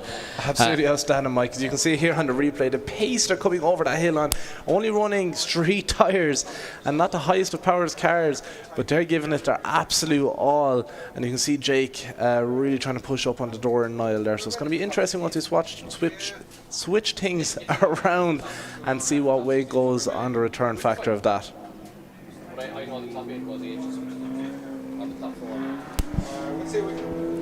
Yeah, absolutely, Adam. So Once again, guys, we're going to try and get the later results out and get the drivers out of the cars in front of you. Time permitting here, we'll be doing it for sure in Pro tomorrow. Lots more cars in the Pro 2 day, so time is a little bit tighter. So the show aspect kind of has to take a slight bit more of a backseat compared to the Pro action on Sunday, but we will do our best to get the results out in front of the grandstand towards the end of the competition. And of course, once again, feel free to join us on the podium. Just afterwards, we'll be out there, I would say, at about 5:45 if all goes to plan, but wouldn't be the first time that I've cursed something today as Adam gets the sunscreen on the legs here, the beautiful legs. Ginger Mike, he's burning up here. Yeah, Adam is ginger, unfortunately for him, so he could evaporate in the sun here or anything, or just be toasted here. So I suppose if I put factor 50 on a few times, it like just doubles up, doesn't it? Yeah, exactly. Yeah, factor 100 in. So we're almost ready to rock, guys. As I was saying, feel free to join us on the podium later on at about 5:45 or 6 o'clock, and we will be celebrating the junior, rookie and Pro 2 outright classes. Always a great time, and the champagne in the air will look absolutely fantastic for photos if you time it right this evening. As we move along to the second half of this battle, it's Niall McInerney versus Jake McIlveen. McInerney leaving a little bit of a gap now on initiation, cutting the track maybe a small bit as well, sacrificing 3, but now looks for the dive, really puts foot to floor in the BMW, but McIlveen is right on the outside of the track. Perfect outside line from Jake McIlveen in the new 180SX, right on the wall as well. Oh, this is an absolutely textbook line here from McIlveen, but Niall McInerney also doing a great job in the chase position across the second half of this lap. And Adam, this is a super close battle. A super close battle for sure, Mike. I was looking into the cars there as they passed the tower here, and you can just see Jake McIlveen, the concentration on them as they're just initiating, come right up against the wall here, trying not to go full smack into it and keep on the line that the judges want to see as we watch the replay here on the live stream. These drivers are really giving it their all. They're pushing as hard as they can, more or so than I've seen any other driver probably pushing today. They're really trying to get away from each other. I'm not too sure if they're friends outside the cars or what's the story, but well, you mentioned there the determination, you know, and I actually saw it with Niall McInerney as well, but you got to remember as well at round 1 that the winter build is fresh in your mind, and all the money is fresh in your mind all the time. All the late cold nights in the garage are fresh in your mind, so the car is probably much more precious to you than it is at round 5 you know what I mean. So they're going to be absolutely concentrating. Sure, Mike. And we have a result in from that battle. It's Niall McInerney making his way Niall McInerney delighted into the Great 8. So we'll be seeing more of that Ready 36 back out on track again today.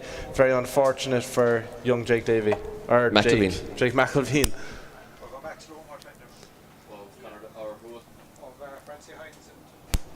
So just getting word there that we're going back to the one more time of Francie Hines versus David Ford. If you remember, nothing to separate them there. A couple of mistakes in the runs there and a bit of lack of proximity from Dave Ford. Have they learned from their mistakes? We'll find out in about 5 seconds time as they are making their way here to initiation point in Mondello Park. David Ford fires in his skyline over the hill at great speed, much to the distress here, I'm sure, Francie Hines, who's trying to cut the track and do everything he can in order to find the big pink door of the skyline here, and it's not very much working for him because he's not gaining proximity to the level that he needs to, at least. And David Ford there with a great lead run on all the pace, and Francie Hines there at him with no reply this time. That's for sure, Mike. David Ford really doing exactly as the judges want to see and giving it his all there throughout that whole run. Bit of a stumble there from Francis Hines in chase position just after zone 1 coming into 2 there. Small bit of a straighten, but figured it out. As we can see, both cars returning up to the line now. Francis Hines' car full of tyre smoke. As you mentioned earlier, Mike, it's got to be another level here tomorrow with the Pro 1s. It's going to be a real smoke show, I suppose, would be the best way. A real smoke show like yourself, Adam. I suppose so. Yeah, absolutely. So never been called that, but sure, we'll take it, I suppose. It's a real smoke show tomorrow. It will be if the weather's like this. It's going to be absolutely Cloud City here in Mondello Park, and bring it on, because it's always mental when you see the pace of the pro cars coming over the hill here in Mondello. It's just one of the best sights in motorsport, I think. So we are ready to rock for the second half of the battle. I would say it is definitely advantage to the Galway men. The Galway man being David Ford, as opposed to the other Galway man being Francie Hines, but it is advantage to Ford, I would say, after the first run. So let's see what David Ford can do, and can he start to make his way into booking his place in tomorrow's competition. Let's see. Francie Hines still stands in his way here. It is SIL 80 versus R32. It is SR20 versus twice the capacity of a 1UZ turbo. Full commitment there from David Ford after he came over the hill there. Nearly initiating for Francie Hines, giving his everything, concentrating, trying to put down the best runs possible, maybe take this away from David Ford. But David Ford is looking so strong, Mike, so strong in this run. Yeah, just I thought David Ford was heading for the end of the wall there. It's very easy to get caught in the smoke, but he definitely just left the car grip up and snap itself back the other direction before that happened. David Ford very badly missed clipping zone 3 there.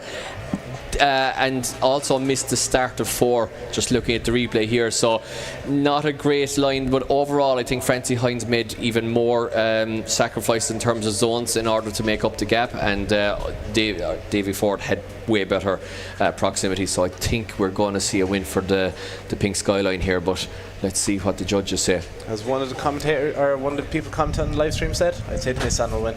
Yeah, exactly. So David Ford does indeed take the win and booking his place in the Grade 8. Francie Hines is out of competition, but David Ford of 4D Autos, self-sponsored there, making his way into the Grade 8. And we move it along very swiftly to the line. And who's on the line, Adam? It is the second half of the battle between Colin O'Sullivan and Conor Dugen, after Conor seems to have sorted that fuel issue with the fuel leak. So hopefully it'll all stay where it's still meant not a to lot stay. of it to spare. Like jet fuel is tight and petrol might be tight, so he has to, can't be leaking it. I'm not too sure if this car is running on jet fuel, but it definitely looks like a jet coming over the hill with the pace from look at that flick from Conor Dugen, and Conor O'Sullivan trying to answer his question. Get up on the door, and he sure is. Look at this, nearly lost it there for Conor O'Sullivan. Conor Dugen putting it right out to the hour edge of zone 4. Conor O'Sullivan, the smallest car the first half of that road. See nothing, right up on the wall there from both drivers. Conor O'Sullivan, small bit shallow there. Conor Dugen looking very strong here. I expected Colin O'Sullivan to be right there with him, but a few issues there, I'd say. Yeah, I think I don't know, overall there, just Sully not having the correct line nor proximity there that Dugan had for him, just kind of falling apart a little bit for him this time in the chase position. Dugan did just have that contact with the wall, but it upset him only very, very little amount. So I think overall Dugan with a much stronger pair of runs there than the Kerry men, and it's Donegal versus Kerry, and I think this one might be going to Donegal, to be honest. But let's have a look. I'm not sure. The judges are looking at something here, and it might be the entry here from Conor Dugan, which might have put Sully off for the entire run. So if Sully lost proximity on the entry due to a mistake from Dugan, and we are seeing a possible slow up here just as Dugan kind of comes out of zone 3 towards 4. If that upsets Sullivan and it wasn't, deemed to be a fair deceleration by the judges, then we can take back everything we just said, and it's advantage to the Kerry men. Quite possibly, Mike. It's like a All-Ireland football showdown here with Donegal coming up against Kerry. It is, yeah. And the winner of this battle as well, incidentally, will take on Niall McInerney, who's charging hard in the E36. So according to we're whittling it down now, guys, on the left-hand side of the bracket, you start to see like the really good guys. The cream is rising to the top. It's Jack Mulvill to take on David Ford, and then it's the winner of this battle to take on Niall McInerney. So, they've probably been the 5 standout drivers so far, between Sullivan and Dugan as well included. And Conor Dugan does indeed take the win. The judges deeming not a lot wrong there from the lead run, so Conor Dugan does take the win. The judges had a look at that and saw nothing much wrong with it. And Sullivan there just with not the perfect chase, and the Donegal man wins that one, and Sullivan bows out in the top 16. So that will mean it's Conor Dugan versus Niall McInerney on the left hand side of the bracket, and on the right hand side now on the line we should have second place qualifier Glenn McKillan to take on championship hopeful Peter Malloy. That's for sure. One of the two Malloy brothers in their very low powered BMWs, but they well know how to drive them. And Glenn McIlveen in lead position here in his 180 SX, looking absolutely stunning, and looking alive, trying to close that proximity despite the power difference here. You can hear the clutch clicks from that BMW, and he's right there with him. Glenn McIlveen putting out a great lead on here, so he's got a very stylish 180 SX. What's running off the wall? Bit of a miss out there now from Peter Malloy though on zone 6, putting the track very shallow, nearly going on too much angle and losing it to get across the line. A bit scrappy at the end of that though, Mike. Yeah, absolutely. Judges watching the replay here again, and definitely getting a little bit scrappy there towards the end, as you said, Adam. So we'll have to see how it turns out, but Malloy usually very consistent there. But again, it's hard to adjust these BMWs when they're hooked up a lot. They tend to grip up and shove themselves towards the inside of the track here in Mondello, because all cars are running so much grip, and the track conditions, I would say, are probably perfect for grip, and all the rubber has been laid down and everything. So Malloy there catching that grip near the wall and just getting completely offline as a result. Unusually for him, he's usually able to adjust that car really well, but it looks like he does have it hooked up like very strong. You can adjust your toe angle on the back, your spring rate, your damper rate, and of course your tire pressures as well, to make the car basically easier to drive and slower, or harder to drive and faster. That's for sure. Speaking of fast, we have two cars coming very fast over the hill here, as is Peter Malloy in the lead position. A bit of a wobbly start there, a lot of proximity open between the two cars here. Peter Malloy getting right out to the edge, and Glenn getting right up in the pocket of that E46. Closing that proximity gets on forward, but here in zone 6 now, Peter Malloy on the unreal line, right on the hour edge. Look at that transition, like Glenn is right there on the rear bumper of his car. Yeah, McKillan really finding the back bumper of Malloy there as they cross the line, and really entertaining stuff here at IDS round 1 for Pro 2. Just it's easy to forget that it's Pro 2 and not Pro Action here, especially with the tyre smoke we're seeing and all the fantastic machinery. But judges once again just having a look here. McKillan in the pocket all the way around 4, and yeah, definitely just losing him there as he came into 6, but finding him once again there as they came across the line. So possibly there with that mistake from Malloy, it might be enough, it might be all she wrote now for Malloy. And it is a long, well, it's not that long a championship, it's 5 rounds, but we've seen last year we had drama at every round. Championship hopefuls getting knocked out in top 32 or not even qualifying sometimes, and with an 80 car grid you're going to have surprises. So it's not over till the last round. And remember, it came down to the last battle of the last round last year in Watergrass Hill. That's very true, Mike. Well, it's not going to come down to the last battle between these two guys today. It's Glenn McIlveen taking the win home with him today now, so he'll be making his way in to the Great 8. But that's not all for our top 6. We're moving on to our next battle. We are indeed, and to take on Glenn McKillan, it will be either Dylan Wilson, who's looking good to be fair, versus Bartek Blazejewski. There's a big horsepower difference here now, Adam. Big horsepower, Mike, but two very talented drivers, and Bartek is well used to putting up to the higher powered cars, so it's going to be an entertaining one. Here they come. Dylan Wilson initiates, huge angle, but Bartek's right there with him despite the power difference. Dylan Wilson starting to pull away now here on zone 4. Is Bartek going to make a huge dive? He doesn't really too much. And Dylan Wilson on that unreal run, nearly losing Bartek in the smoke. This car looks insane, but Bartek in that Drift Mafia E36 just about keeping it very consistent on the proximity, but just not as close as we'd like to see. Actually, I'm going to bring up Bartek's commentary notes here, because I might have yeah, it's 340 brake horsepower, because I said, are they after strapping a turbo onto this? It's an S50 B32, so it's a E36 M3 basically, and it's 340. Yeah, it's 340 brake horsepower. I thought that they might have turboed it or something in the off season, because he really didn't give away any ground there to the big 2J. I'd say they've not turboed the car, but they've turboed Bartek himself. It might be Bartek.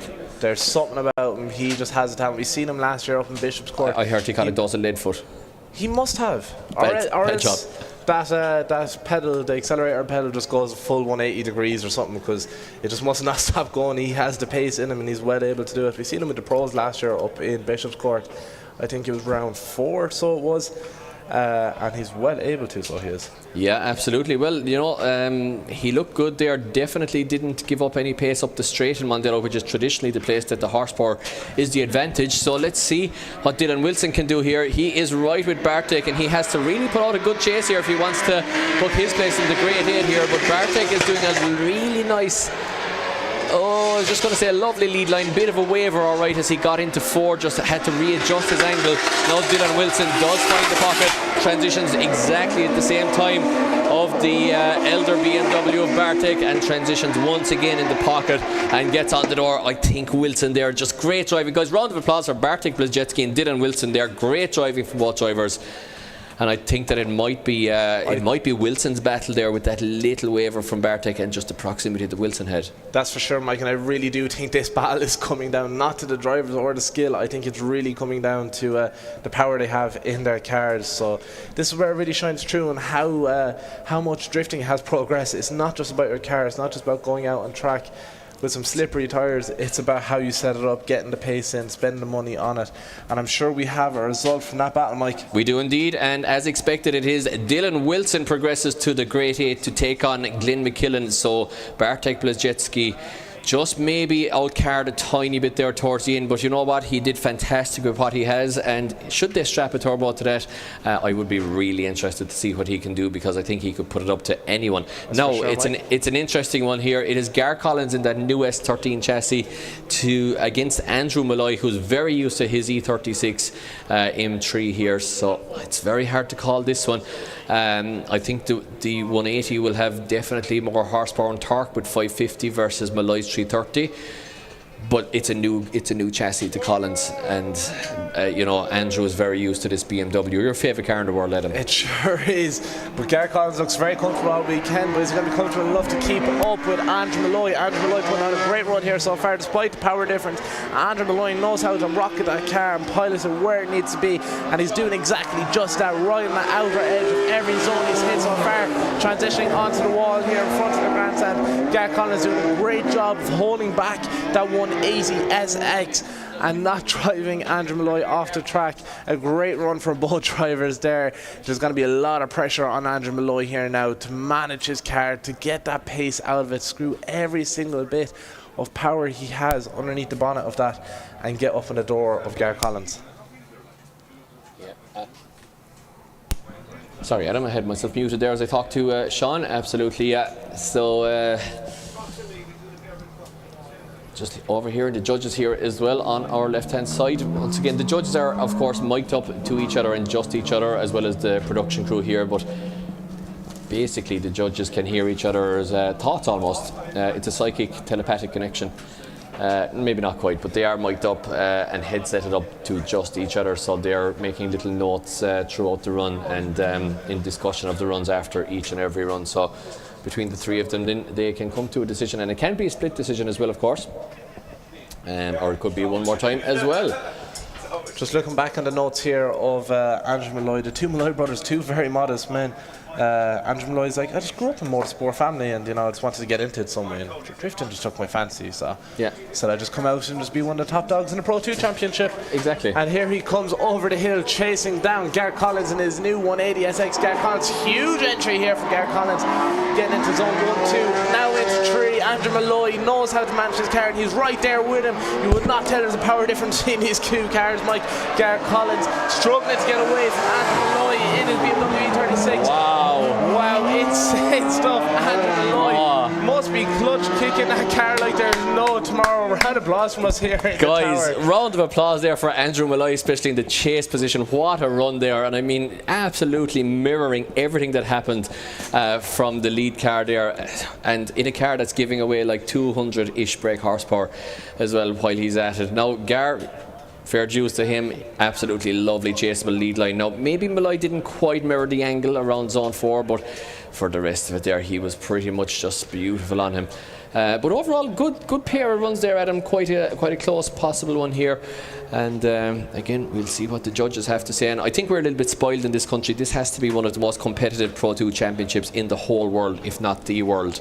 So, you know, we're well used to watching it here. We've been spoiled with this level of competition for 20 years or thereabouts now. But you've got to appreciate it and remember what we're watching here. And I can announce, going through to the Great 8, it is indeed Andrew Malloy goes through to the Great 8, Adam, so you get to see your car again. And Garrett Collins with his new chassis bows out in top 16. Andrew Malloy goes on to the Great 8, and that is our second last battle of the top 16, I believe, and it should be Jack Kelly versus Justin Murphy facing off to take on Andrew Malloy in the Great 8. And it sure is, Mike. It is look at him as they come over the hill here. It's Jack Kelly in the lead position in his JZX, chased down by the one and only Justin Murphy. Two great drivers, two unbelievable cars that have been doing the job perfectly today. The JZX gets his way through zone 4, zone 5 right here up on the wall. We're up the back here, a few sparks flying off it, and Justin Murphy's right there with him. I could say that Justin Murphy has to get up on the door of that JZX, but which one? Because there's 4 of them. Yeah, you've got a lot of choice, actually. You have plenty of choice, yeah. Yeah, do I go for the front ones or the back ones or what? Yeah, exactly. Yeah. There's a lot of car to aim for there. Exactly. So, you know what they say, 4 doors for more proximity. So, right here, let's watch the replay here again. And yeah, you wouldn't bet against either of these guys. Double JZ power, and Justin Murphy, like you said, he's looking good. But you know, Jack Kelly might be a bit of a dark horse as well. Like you said, he's always up here in Mondello driving, doing the bashes. He's got a lot of seat time under his belt in that car, and he looks like it as well. He's comfortable in it. He's very plus those long chassis, they're real easy to drift. They react super slow. It's like the opposite of a KP60 Starlet or an MX5 or whatever. You know, those things just snap and absolutely send you around like the waltzers, like in a split second. But the big JZXs, you could boil the kettle, make a cup of tea while you're drifting them. Like, no, the offshoot of that, like you can boil the kettle, make a cup of tea by the time you walk around it. Exactly, but the offshoot of that then is they're not as nimble as the smaller chassis for the smaller tracks. But maybe for Mondello Park, maybe it's just the right formula here for today. Quite possibly. Maybe he does a Driftmaster style and cuts the back end off. I don't know. We have to figure out. But we're about to see how it goes here. While Justin Murphy's in the lead position, coming over the hill once again, chased down by Jack Kelly. Justin Murphy initiates here. Huge angle as he's had all day and staying stuff. Opened up loads of proximity. Jack Kelly nearly getting lost in the smoke there, and it looks like he might have as Justin Murphy gets his way around zone 4, filling that zone where he is Jack Kelly. Now making the dive onto zone 6 as he finds Justin Murphy again, getting up into the pocket of that E36, but going a bit wide then for the final zone. I'd say the smoke really affected Jack Kelly there. Yeah, I think the caravan there might have been just did everything right there, Adam, to be honest, and Jack there to draw the man, maybe just getting lost a little bit. It can happen very easily, especially when conditions are like this in Mondello. It can get very smoky, and if you're just that magic car and a half length back or whatever, it can become a whiteout. You're like in the plane through the clouds, to be honest. I would imagine so.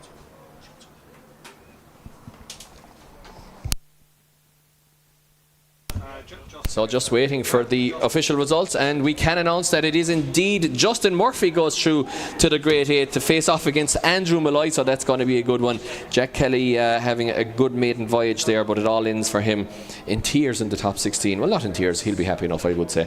So Justin Murphy going through to face off against Andrew Malloy. So just like that, guys, we've just knocked out the top 16 as well, which means that we are straight into the Grade 8. Top 8 drivers out of 80 qualifiers today, so it really is the cream of the crop time. And remember, the top 4 will get a chance to compete against the pros tomorrow at Japfest, but it is coming in over the hill. Young Jack Mulvill leading in David Ford. It is a double Nissan battle, and it is the S14.9 of Jack Mulvill versus David Ford here in the big skyline. And you know what, Jack Mulvill had it all his own way so far. Oh, beautiful proximity to the wall. But David Ford is the man who might put up a battle to him. But you know what? I don't know, Adam. Jack Mulvill is looking absolutely fantastic. Absolutely fantastic is an understatement, Mike. Unreal stuff from the young man from County Kerry. His first time properly competing here this weekend in Mondello Park for Japfest, round 1 of 2026 season, and he looks insane. He actually does. I mean, it's a new chassis. He was campaigning the 350Z up to this point. Absolutely, you know, great chassis, but maybe they are still a beginner chassis. The development, it costs a lot of money to get them to pro spec. They're a fantastically cheap chassis up to a certain level. But yeah, maybe the Sylvia chassis, I mean, look, Adam, it's the GOAT. You know, if we're ever comparing cars, you'd say, like, if a car is difficult to drive, it's no Sylvia. You know, that's what you say, like, because they are literally the best drift chassis, I think, that are still out there. Maybe the GT86 is there with it now, but they are still a fantastic chassis. And Jack Mulvill taking to his Sylvia like a duck to water here. A duck to water is the best way to explain it, Michael, especially when you compare him to David Ford, who's got 550 brake horsepower and now 1UZ turbo R32. This is his 3rd year competing, so he's plenty of experience under the board. Jack 3 years ago still probably just learning how to walk, I'd say, is that young. But anyways, here we go. It's David Ford initiating over the hill in the lead position. Chased in by Jack Mulvill. Huge gap opening up here, but look at this dive from Jack Mulvill. Does he manage it? He does. Insane stuff. David Ford's car looks amazing. In through 5 and up to 6 here on the wall. Jack Mulvill right there winning for the second half of his run. Jack Mulvill's driving like a guy that's been drifting for the last 10, 12 years. He is, Adam, but I don't know, was it, he got caught there on the initiation, so I'm not sure is it going to be enough here. We might see it one more time. Let's have a look at the replay here again. It's hard to see with the glare on the screen, but Jack, unfortunately for him, misses all of 3, gets into 4 a bit late. David Ford is doing everything pretty right in the lead position. Has young Jack Mulvill met his match? I'm not sure, but these two drivers, you know, we've been tipping them from the get-go, from the start of this competition. They've both looked good in practice even this morning.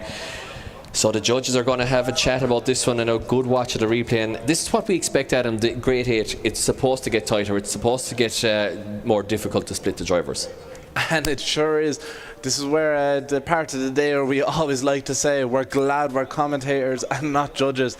As I can see the 3, Kieran Hines, Alan Hines and Tom Murphy over there staring at the screens, looking like confused puppies, as in to say, what are we going to do here? This might be too close. Like I say, look like a dog looking into a washing machine. Absolutely. Yeah, that's what they're like now. But yeah, it's going to be a close one. It might be a one more time, and we're not going to complain if we do see it. It's Mondello Sunshine, which is a rarity itself, and we might see a one more time again. And you know, who could complain if we do? And we do have the time for it anyway. We're slightly. I would say, well, we're just about on schedule and allowing for a couple of breakages and one more time. So we have about an hour and 5 minutes left of time here in Mondello Park. So be sure, guys, to stick around for that. And once again, join us on the podium, get down onto the track and join in the celebrations because it is always a great time. And get the cameras ready, because if you can get the sunshine in the background and get the driver spraying the champagne, it is the best pictures you'll ever get. It's just motorsport, you know, personified in a picture. So it should be good, and join us down there for sure in, I would say, about 45 or 50 minutes time. And the judges still having a word, and they have a result, Adam. They have a result, and Mike, it's David Ford taking a win on that battle, knocking the young Jack Mulvill out. Very unfortunate for Jack, but definitely a huge accomplishment for him. David Ford's been driving insane all day as well. His car looks great after a refresh of the off-season, and he's out here looking to take that podium spot today, and he's one step closer to it. Well, he's after booking himself a place now in tomorrow's competition already, so he'll be delighted with that. I think everybody, of course, rooting for the young guy Jack Mulvill, but we'll be seeing him for the rest of the season, and if his performance today is anything to go by, he's one to watch for this championship. Now we move it on, and the guy who will have to take on David Ford in the final 4 will either be Conor Dugen or Niall McInerney. Conor Dugen qualifying in 20th position versus McInerney's 5th, so McInerney will lead us in first here once again, the advantage being the lead car in the first one knows how hard he has to chase in the second run from his spotter. So Niall McInerney now looking very, very good all day. Once again, they himself and Jason there, his brother, definitely made some serious improvements to that chassis over the winter. Tony. Some BC Racing goodness on there, and it's looking all the better for it. Conor Dugen is looking better and better each round that we see him as well, so this is going to be a very, very interesting and evenly matched battle between both drivers.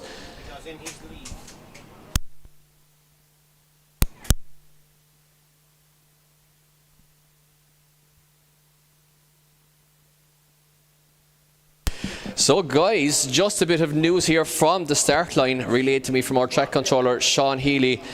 Conor Dugen is still leaking fuel. So Conor Dugen's car did get back to the start line for the last battle. The leak was stopped, although he got to this line this time, and unfortunately for him, the fuel leak is still now happening, meaning that Conor Dugen already has called his 5-minute rule, and therefore Conor Dugen is now out of competition. It is deemed unsafe for him to run. So Conor Dugen is out of competition due to a repeated fuel leak, meaning that Niall McInerney by default now books his place in the final 4. So Niall McInerney has the dream weekend and will book his place against David Ford, and also books his place in pro competition tomorrow for Japfest. So not the way we wanted to see it go. That's for sure. Not the way we wanted to see it go, Adam, but unfortunately Dim's the rules. Dim is the rules, and that's how it goes sometimes. So We can see Niall out there finishing off his buy run, I suppose is the best way to put it, or his first run that he had to finish to make sure he gets. But before we go in any further, I saw you talking to Kieran Hines there about the previous result, was it? I did, yes. So that's a bit of information I have to say to you. So between David Ford and the young Jack Mulvill from County Kerry on their battles, they were so close. The judges really had to discuss with each other and try and make up as to who may go through, and the reason came down to on the second run of that battle when David Ford is in the lead position, chased down by Jack Mulvill, coming into zone 4 here up by Castro Corner. Jack Mulvill just took the track just a small bit too shallow, not getting fully into the zone, causing David Ford to push out towards more of the edge and upsetting his run, upsetting the rest of his line, not to his full ability. So that is what the deciding factor was between them two runs. They were so close, something we just missed just about here from where we can see Mike, but a great explanation from Kieran Hines there when I spoke to him. Absolutely. So that is from the horse's mouth. Well, it's second-hand info, but it's from you, from the horse's mouth, Adam. Pony's mouth, I suppose. From the pony's mouth, exactly. So yeah, thank you for that explanation there. So always good to get the word directly from the judges for a tight call like that might have championship implications. So we move it along to the right-hand side of the bracket. We're going through it thick and fast here, guys, for IDS Round 1 Pro 2 2026 here in Mondello Park, kicking off the season, and it is Glyn McKillan and it is Dylan Wilson alongside him here, right behind him now. In fact, as they initiate here in Mondello Park, flicking it in over the hill. Oh, Dylan Wilson straightens up. Dylan Wilson loses drift, straightens up, hits Glyn McKillan into the door and reinitiates. Hoping the judges didn't see anything in the process. They might not have all the tyre smoke we have here today, Mike. Dylan Wilson looks like he's struggling a bit to keep that car on angle in the chase position here. Not too sure, is it the speed or is he have to change the setup in that car, but not Dylan Wilson we've been seeing all day. No, but as you mentioned there, Adam, about changing setup, it was a good point, because according as the battles go on as well, you can tend to start looking for more grip, because theoretically at least the drivers you're facing should be getting faster, so your tyre pressures might be coming down and down and down, or your dampers might be coming down according as the battles go in. And maybe Dylan here just ran out of track as much as anything else. If he could have got on the left foot brake there really quick and like just clutch kicked it and got really quickly on the left foot brake while she was singing, he might have saved it, or even a dab at a handbrake, which would be a correction, but it would have kept him in drift. But unfortunately the car just hooked up there really quick. As we said 15 times, there's a lot of grip there, clip 2. Absolutely. Speaking of a lot of grip, Dylan Wilson has a lot, so there's going to be a lot of pressure here now on the chase driver to close proximity and get there right with him, and hopefully with the pressure of how much space or pace that Dylan Wilson has, it doesn't force a mistake on him. Yeah, well, we're just hearing now that Dylan Wilson is actually calling his 5-minute rule, so maybe he had mechanical issues there. He might just be calling it in order to play mind games. Maybe that too. Get a cup of tea. Yeah. Remember last year in Bishop's Court when the clouds were coming, who called the 5-minute rule again? Oh, I brilliant. can't remember the name, but I remember running in up the to the Corolla. top of the hits, and I would have sat there. It was Jack McInerney, wasn't it? They called the 5-minute. So basically, to anyone that wasn't there or watching, they called the 5-minute rule because they were waiting for rain. They wanted the rain. There was a power difference between them and the driver. He was driving a 20-valve Corolla, and like he was making his way through the pro field, but it was wet all day, and then it dried up, and the 20-valve was not going to do it in the dry. So there was a big cloud coming down from Belfast, and the next thing then he was on the line, and the next thing then 5-minute rule, there's a problem with the car, and they were literally waiting for the rain. But anyway, the rain didn't come in time. It did come, but it was about 5 or 10 minutes too late. So great mind games there from Cedric McInerney, I think was the mastermind behind that one, because we called it in the commentary first, and then they suddenly it happened. So it was very funny. But yeah, maybe, I don't know, is it mind games or not, but it's he might just be checking out the car after the impact there, making sure that his intercooler and oil cooler are all good and stuff as well, possibly. I'm not sure. Quite possibly. Maybe he got thirsty and wanted to go in for a Canary Bull. Maybe. Or maybe he realised that he doesn't have a ticket yet for the 2 Drift Games cars that are up for raffle on Lucky Day competitions. He had to run to their stand to buy one. Well, might he meant to slip that in there, Adam. Savage. But maybe that's it, yeah. But I would say it's quite possible as well that he lost power at initiation point and just found himself a little bit down on power or whatever, and he might just have, I don't know, a little bit of a boost leak or something. That sounds more realistic, I suppose. Possibly. Yeah. But he might be gone to get the tickets. True. If you see a man running across the paddock right now with a with a helmet on, you know who it is and where he's going. Absolutely. Anyways, Well, we're going to our next run, It's Mike. BMW domination apart from David Fortier. It's Andrew Malloy now against Justin Murphy. We've seen these making their way through the battle brackets. Now they face off against each other. Let's see who can take that position in the final four. It is Justin Murphy lead us in, the local man, against the man from Castlewell and Andrew Malloy. Now Malloy, oh, big dive from Malloy. Does he make it sick? He just about does. Does he run wide? I think he actually kept it on track there, Adam. Justin Murphy now puts foot to floor with the 1JE36 versus the M3 power of Malloy. But you know what? Malloy's after finding that door, and he's right there with him as they get covered in tyre smoke and cross the line. Do not, before I say anything else, can we just give a huge shout out to Andrew Malloy? How is he keeping up with the pace of these cars?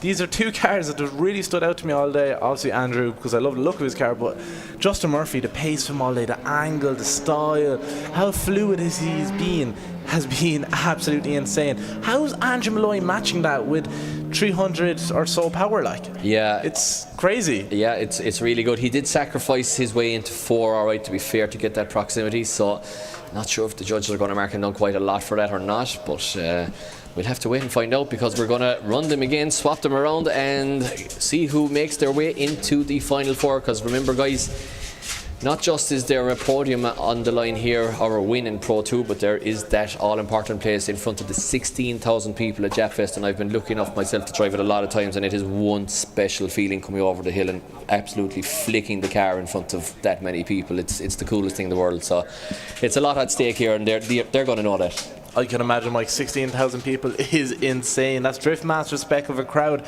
More even, Adam, to be honest. More, literally, yeah. We're about to see here as these drivers might get an opportunity to battle in that tomorrow.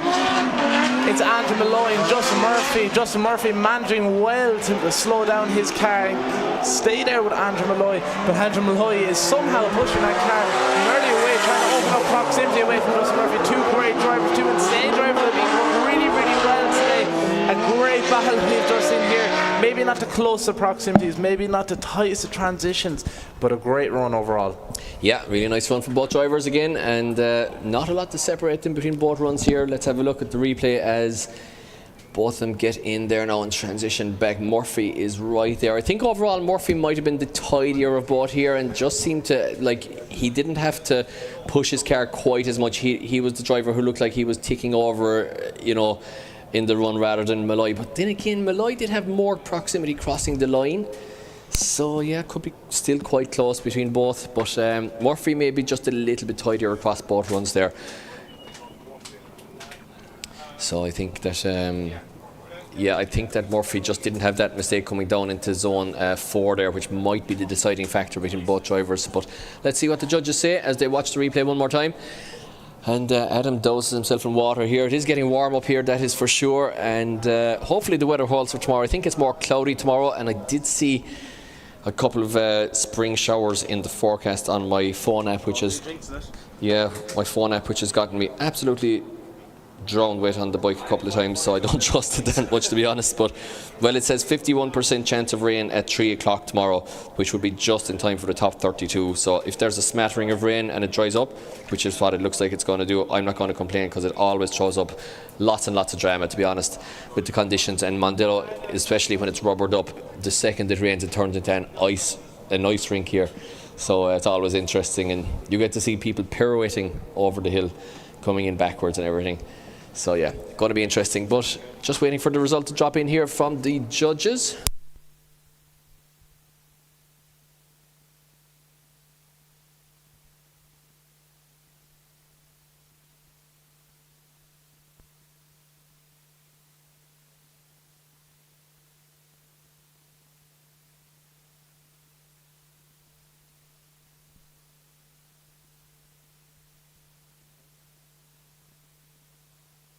So we can announce going through to the final four. It's Justin Murphy, the local man, goes through to the final four. Andrew Malloy, just with that slight mistake there, putting him out of competition in the Grade 8, but good championship points on the board for him. But Justin Murphy continues his charge. He'll be delighted. He'll be here in front of his home crowd tomorrow morning for Japfest.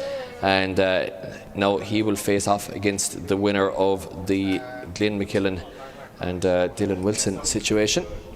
once we get that 5-minute rule all sorted for Wilson. Of course, McKillan had a big advantage for that one, guys, because you saw Wilson coming in there very straight and hitting the door of McKillan at zone 2 there. So big advantage there for McKillan against Wilson. So far we have David Ford in the skyline to face off against Niall McInerney in the E36, and then it is either Glenn McKillan or Dylan Wilson, and it's advantage McKillan to face off against local man Justin Murphy. So that is your final 5, which will be a final 4 in a couple of minutes time, because Dylan Wilson will be close to the end of his 5-minute rule and will have to be back out on track. We probably can see Glenn McKillan down there. These lads will be having a great time as well now, to be honest, Adam, because they'll be down on track, the cars will be fueled and tired, and you know, they've nothing to do but chill out down there and have the laugh, you know. Just get burnt, I'd say. Get scalded. Ladder myself from back to 50 again. Get scalded, but yeah, it's a good time down there on the start line, to be honest, at this stage of competition. And Dylan Wilson with the 650 brake horsepower facing off against the 400 brake horsepower of Glenn McKillan with the SR20 power still under the bonnet there in the 180 SX. So this will be our final battle of the final 4, guys, as we look to whittle it down to our final contestant for Japfest tomorrow from Pro2, and also our finalists, of course, in Pro2 here. So very interesting stuff. For sure, Mike. It's going to be a Derry man versus a Wicklow man. Glenn coming from Wicklow, Dylan coming from Derry. Let us know in the comments of the live stream who you think is going to get it and make their way and take the final spot in the final 4 of today. Well, I can tell you, Adam, because Dylan Wilson has not made his 5-minute rule, so Dylan Wilson is now out of competition by default, so hasn't made his 5-minute rule. I did not expect that. Yeah, he has some mechanical issue there, so maybe he did damage in that contact, I'm not sure. Maybe there might be an oil cooler weeping there or something, you don't know, and he just doesn't want to chance it. I'm not certain, but yeah, that maybe there's a queue at the Lucky Day tent. Maybe there's a queue and he missed it. Exactly, yeah, probably actually. But Glenn McKillan makes his way by default through to the final 4, meaning that he will face off against Justin Murphy, who we have just seen running. We have our first battle here of the final 4, so we do microphone correct and saying coming over the hill. We do indeed. Is David Ford chasing down Niall McInerney in the BMW E36. 2 drivers have really stood out to us here today. Driving in Saints, proximity opens up just a bit towards the last part of this run. Ford making the dive up onto the door. First run of the top 4, Mike. One and done. One and done, but there's one more to go, so it's not done. Yeah, one and done. Well, one is done, and yeah, that is a good run to get us into our final 4. Look at the proximity there from Ford around zone 4. Really nice stuff there in the skyline. But then McInerney did put foot to floor and really got away and opened up a huge gap then at zone 6. So a bit of a battle of 2 halves there as the judges just watched the replay one more time. Bit of separation as they came in over the hill here. Of course, we will have a slightly longer run-up, I would say, for tomorrow's competition as well for the pro cars. And once again, guys, if you are only here today or only planned on being here today, be sure to come back tomorrow, because the pro cars will absolutely blow you away if you haven't seen them before. The tyres, the grip that they have, the power, the speed. We've seen them here throughout lunchtime today, Mike. It's absolutely insane. Like, you think these guys are going fast. It's different level. It's a different gravy altogether. And that's not the only thing tomorrow as well. We actually have some bit of entertainment for you. We actually have passenger spins, so you can get your opportunity to drive in a pro drift car around Mondello Park here in front of 16,000 people. If you've never been in a drift car before, that's an experience you do not want to miss out on. One of the questions coming into our live stream as well is, how do you win them? So a very entertaining way, Mike. One, you have to be over 18, so if you are coming here tomorrow, bring ID. And 2, our drone will be dropping off tennis balls into the crowd, so that'll be a fun one. But we'll talk more about that later on. Our next battle, our next run of this battle is coming up. It's Niall McInerney and David Ford. David Ford in the lead position. Look at the pace of David Ford coming over the hill here on them street tyres, creating loads of smoke. Niall McInerney making a huge dive after proximity opening up in 1, 2 and 3, but Mr. Ford pushing away in his R32 Skyline, getting right deep into zone 6. Niall McInerney really closed that proximity towards the end of that run, but a bit scrappy. Wasn't the cleanest runs today. Yeah, definitely. I can't really call it. Have to have a look at the replay here again. let's see now. I mean, McInerney also leaving a gap, just like Ford did with him on initiation. Ford then swaps it over, picks up absolutely all of 4. McInerney runs a little bit wide, loses a tiny bit of angle, nothing major. And then let's see, does he really find the proximity? Sacrifices 6, but also Ford comes away a little bit early. But I think overall, I don't know, maybe Ford had this one, but you know, let's have a look and see what the 3 wise men in inverted commas say. Absolutely sure. For true, Mike. 3 wise men, though. I don't know if I'd call them that. 3 lads in it. 3 lads. 3 lads. Exactly. So we're just waiting on a result. So yeah, just as we thought, David Ford goes through to the final, guys. Niall McInerney will go through to the 3rd, 4th place playoff. And David Ford having the Dream Weekend guaranteed trophy at this stage, guaranteed spot in Japfest. He has the car to do it. He'll be in the market for some semi-slick tyres tonight. So if you have a few extra tyres, make a few quid there off Dave. He have a load of money anyway, so just charge him well for him.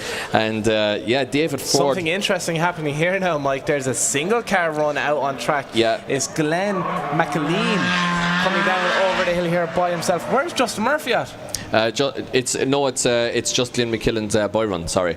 Yes. Yeah. So Glenn McKillan, all he had to do was initiate, show that he can initiate, and basically that shows that his car is good to go, and Dylan Murphy's was not, Dylan Wilson's was not. I was mixing up Dylan Wilson there and Justin Murphy, but Dylan Wilson's car not operating. So getting quite worried there. I thought we'd lost to Justin Murphy or something. I thought that was a run of the top 4, but still our great 8. So Glenn McKillan now, hopefully his car has tyres.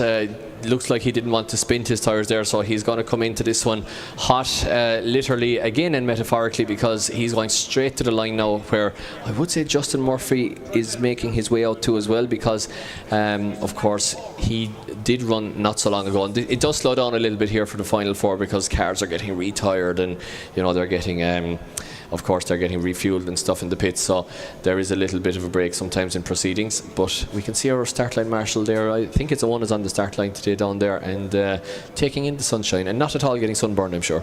Unlike myself, I'm getting scalded up here in the tower, so I am. But Mike, once again, we'll go back to what I was saying earlier on about tomorrow's entertainment.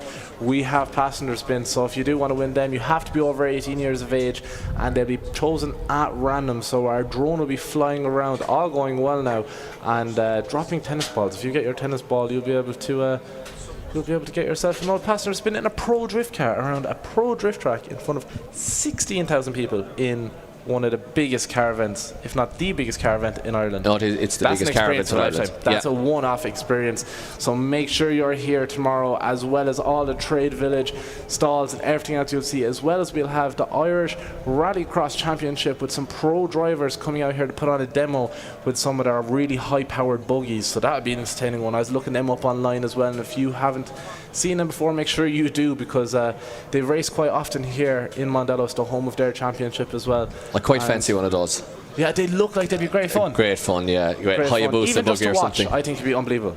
Yeah, absolutely. So they'd look absolutely like the crack to race. It'd be very raw, I'd imagine. It's like a huge Hayabusa engine go-kart, like, so. Yeah, great fun. So I'd say that'd be a great one, as well as that'd be great to see them. Don't forget all the other things that are happening here at Japfest, Mike. The biggest car show in Ireland. Biggest car show, JDM car show. Over 600 of the best JDM builds in Ireland. The things that have been left in the shed all winter under a tarp, or else being built specifically, and they're just out just in time for Japfest 2026. I walked around the paddock last year where the car show was on, and if I had won the lotto that day, I would have been broke man by the end of it. Yeah. The cars that are around there is insane. Yeah, there really is a good standard, especially these days. There is quite a great standard of cars at Japfest. Yeah, so great day out for everyone, and great vibe around always, especially when the weather is good. There's just a great vibe. The crack is absolutely mighty, so there is. Plus, there's some special guests there as well tomorrow. You'll see all the guys from Drift Games. They'll have their merch shop open over in the paddock, as well as showing off some of their cars, which you can see there today. Their NSX is over there at the moment. Liberty Walk one, and oh my god, it looks insane. Two of us walked past it earlier, Mike, and we had to stop and just didn't even say a word. We just looked at each other and just went, wow. Yeah, stop us there. As well as I'm sure they'll have loads more as well to show off, and Juice Box will make an appearance as well. Yeah, with some of their cars. Neil and the lads, yeah, absolutely. So it'd be great to see all those guys, and be sure to get in and meet all your your heroes from YouTube and from the drift scene, that's for sure. And of course, we have the real big show here. We have Pro1 of the Irish Drift Series 2026 kicking off. You have all the top drivers in Ireland, including Dylan Garvey, etc., coming back here and stamping their authority on the championship at the first round. And once again, this championship, it does genuinely change lives. We see Harry Kerr now, who had a titanic battle with Dwayne McKeever all last season for this championship. Dwayne pipping him at the post at the final round, but as a result then, Harry Kerr now booking his place in the Drift Masters European Championship. As a result, new build for him, top driver. And Owen there and the guys and Geraldine and the whole family getting together and making Drift Masters happen. So as a result of the Irish Drift Series and his positioning in it and his driving in it, Harry Kerr then basically got a license for Drift Masters and made it happen to go and do that series, which is it's a once in a lifetime. Kind of stuff. It's crazy, yeah. Wild. It's a huge adventure around Europe, driving with the literal best in the business. And yeah, and you know what? He's gonna be very, very, very much one to fear on that grid. That particular driver, you know. And you see Conor Falvey as well, getting out there and at 18 years of age, living everyone's dream that's into cars. To be honest, regardless of age, you know, driving in that kind of series, like, and yeah. So this championship genuinely, my point is, it genuinely changes lives. And if you get on well in this series and stamp, you know, make your name in it, it pretty much opens the door, like for Tomas Kiley as well, the guys driving over an Oman, etc. Adrian Wheatley was driving over an Oman, you know, Alan O'Loughlin, all those guys they just get experiences out of it in life, you know what I mean, and it opens up doors. So it's going to be a big day for the Irish series down here tomorrow, so be sure to get along. That's for sure. Mike, you're saying there about opening up doors and like a career wise and stuff, but it's not even that. Friendships and everything that's been built around drifting. Some of my best friends I've made, one of our most common spoken about things is drifting. I'm not me really especially. Yeah, we're talking about how short and old you are, but I wouldn't be a sportsman myself, but the only sport I would follow is drifting, and it's always great crack, especially when you get to come to one that's pretty much on your doorstep, or one of any of the tracks around Ireland, specifically when you get to come here to Mondello and see something like Japfest. It's insane. So it's definitely a great way to meet new people, make friends, and even come with a group of friends and have a bit of crack. It's well worth it, so it is. But while we have a bit of an opportunity again, Mike, we may as well give a huge shout out to our sponsors, as we've done several times today. But Lucky Day Competition, supplying Ireland and the UK with some of the best cars, prizes, so on, up for raffle on their website, weekly raffles several times a week and so on. So if you ever feel a bit lucky or didn't walk under a ladder, make sure you head over to Lucky Day Competitions and enter one of the raffles, because you could be walking home with something very special. As well as Red Bull Energy, supplying us with refreshing energy drinks, keeps awake and active throughout this weekend and the rest of the series, along with our other sponsors, Kenda Tires, Drift Mafia, one of our new sponsors, newly set up business. You can see them with their stall over here in the paddock as well. We can see it from the judging tower. Strom Wheels, you see so many of our competitors out there with Strom Wheels underneath their car, and it looks insane. Irish owned and so on, so it's great. GMD Tires and distribution, Dugen factory supplying body parts and so on to many of the cars that are out there, as well as supplying fiber. What's the name of the material? No, not fiberglass. The Kevlar. No, the fiberglass. The windows. Lexan. Plastic windows that are really durable for drift cars. Them things. Yeah. Dugen factory. Sean from them all sorting people out. You've seen some of James Dean's car. And polycarbonate. That's the one. Lexan. Group D. Who are they, Mike? That's Darren McNamara and gives out to me every day. Yeah, that's us. The boys. As well as Turn Tire Distribution, Max Flow Exemplar. So if you are ever at the airport and need your car looked after, valeted or anything like that, that would be one of our pro drivers, Luke Talley, in his business Exemplar in Dublin Airport. Exact Signs and Lexi Brake. Great Irish brands there, so they are helping provide and supply and power the Irish Drift Series of 2026. So if you ever can support them, And once again, we're going back to the line now. It's our next battle. It's Justin Murphy and Glenn McIlveen. Our first battle of top 4. Here we go. Glenn McIlveen initiating over the hill. Justin Murphy right there. We'll hear the two cars roar. Loads of pace there from Glenn as he pushes that car right out to the edge of the track. Really deep. We watch it here on the live stream. Glenn is right on the outside edge of that zone. Justin a bit shallow on the trying to keep on the door, but the proximity opens up. Is there a pace between the two cars? I'm not too sure. Glenn McIlveen putting down an unbelievable run here, smoking out on Mondello Park.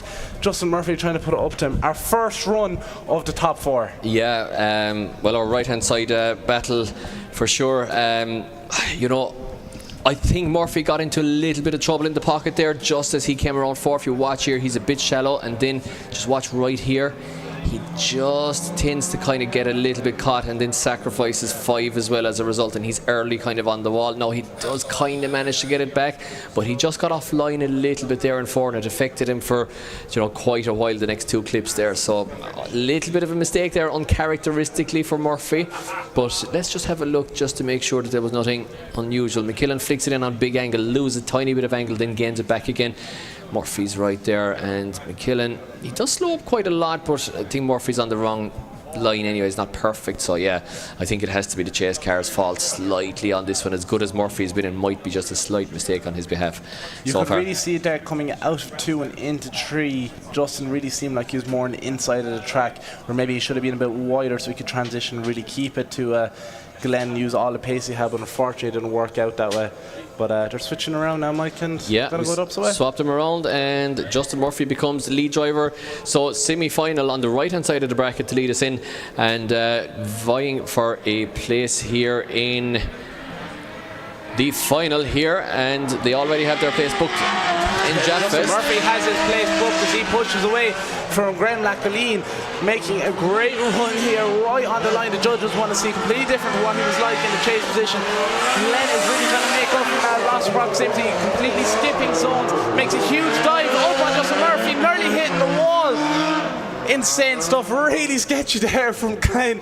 I'm not too sure what happened around zone 1, 2, just the proximity up and as we can see here on the live stream. Justin Murphy just took off from the start line, got away from him, and I don't think Glenn McIlveen was expecting that. Justin Murphy just shoots it off, and you can see here Glenn is pretty much just skipping nearly every zone to try to close that proximity. Yeah, I think overall here Murphy, despite those slight mistakes in the first one, I think McKillan's mistakes have been far greater in this one. So we just have to have confirmation once again. Maybe the judges looking at initiation, make sure all was right from the lead, but looking good, I would say.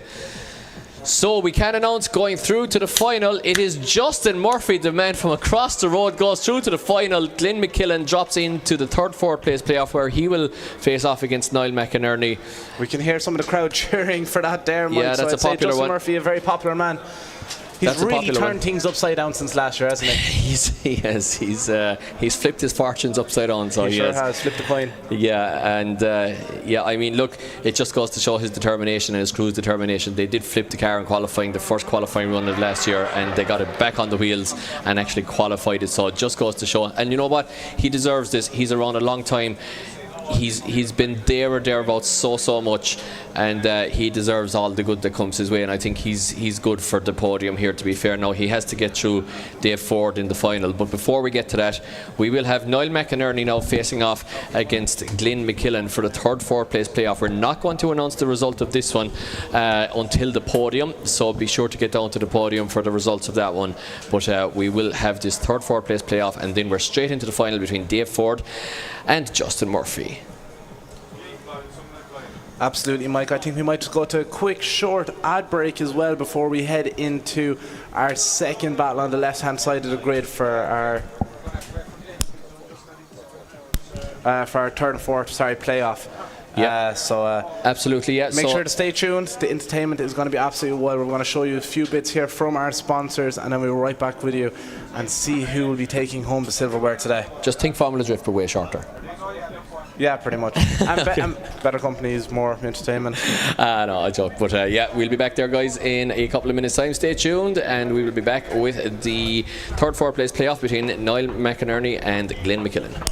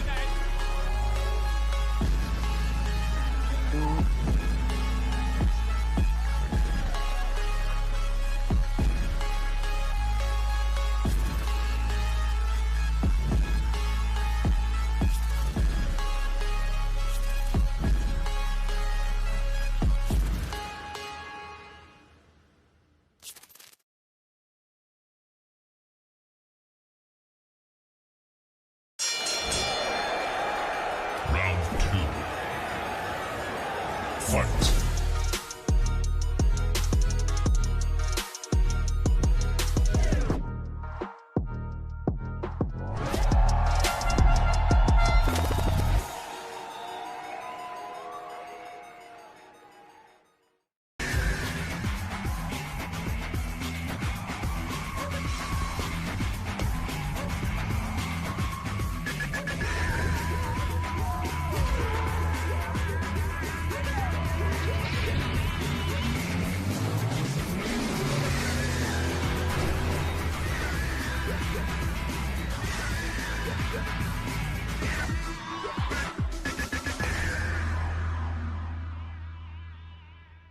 Det viktigste med drifting, det er dekka. Det er eneste vi har som binder bilen til asfalten. Og akkurat som i all annen racing, så er dekka det som avgjør en seier eller en fiasko. Så da vi gikk til Kenda i år, så var det etter flere år med undersøkelser, med tester, med en vurdering av ikke bare hvor Kenda var da, hvor de er på vei. Det har spilt seg ut ganske bra, kan du si, hittil i sesongen.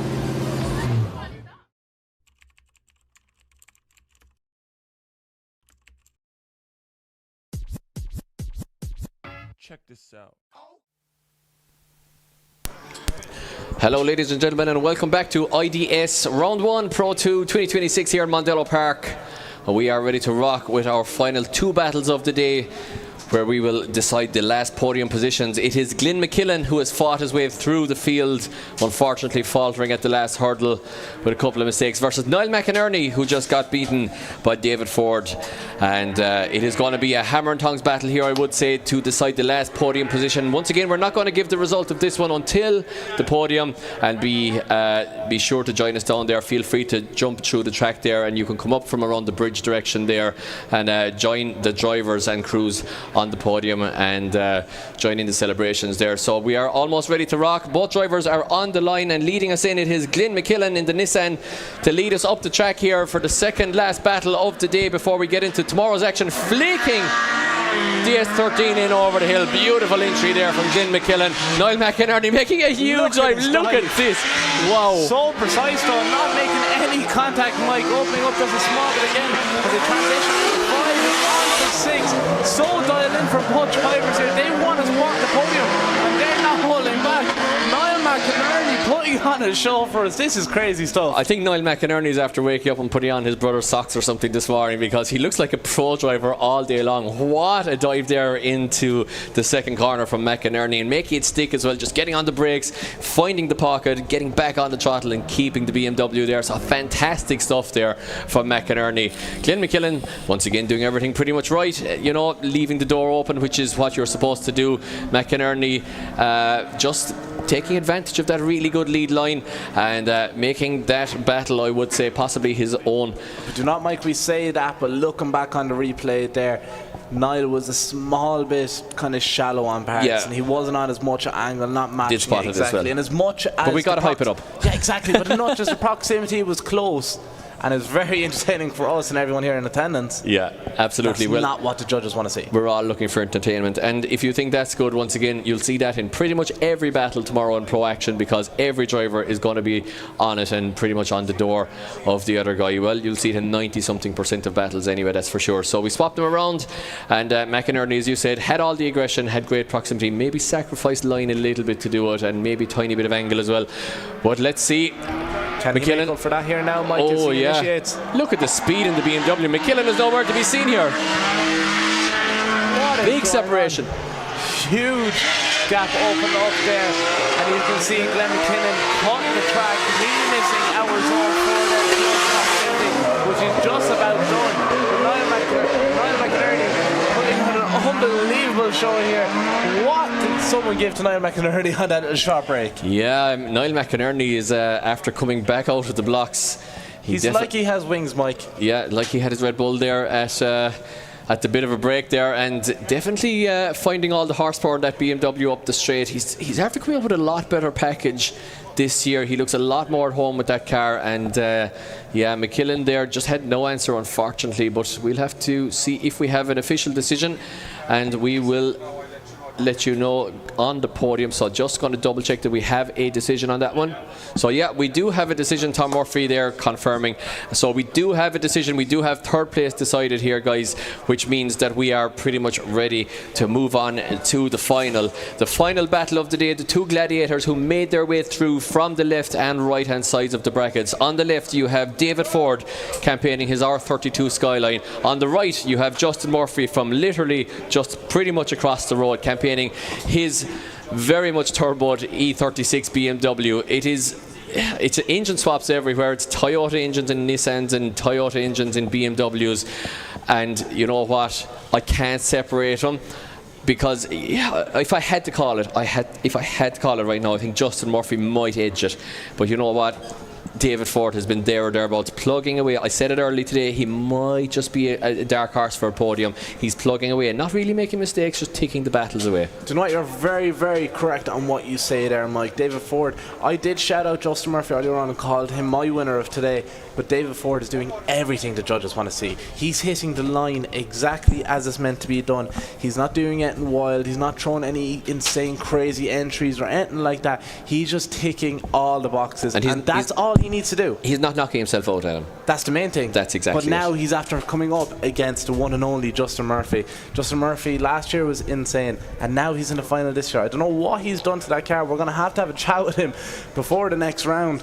But there's something different about it, and there's something different about the way he's driving, because it's crazy stuff. The angle, the speed, the smoke that's coming off the back of it. Well, you always just make little incremental improvements, don't you? You look at the car at the end of the year, and you look at your budget, and you look at the means you have in life and your time, etc., and you say, right, it wasn't so good here or here, I'm going to improve this, and you just go for the biggest improvements that your budget allows. So he might have just done some suspension, he might have done a new turbo setup or something. I'm not sure exactly. We'll have to talk to him. Maybe he just had some seat time, or maybe he just came in with a winner's mentality this year with exactly the same package. I don't know. Quite possibly. As far as we know, Mike, that car could have been up on the trailer since the last round last year. So guys, around Mondello Park, are you ready for the final?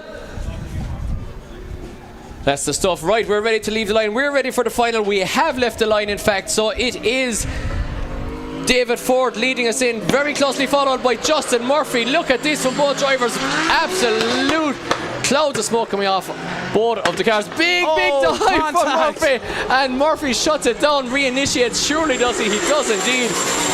Big contact from both drivers, a final with drama. That's exactly what we want to see, and full throttle across the line. And that, Adam, okay, maybe it's not the cleanest final, but you always want to see a bit of incidents. You want to see both drivers going for it, and that's what we saw. Do you know what? Never mind what the judges want. We want drama, and we're getting it.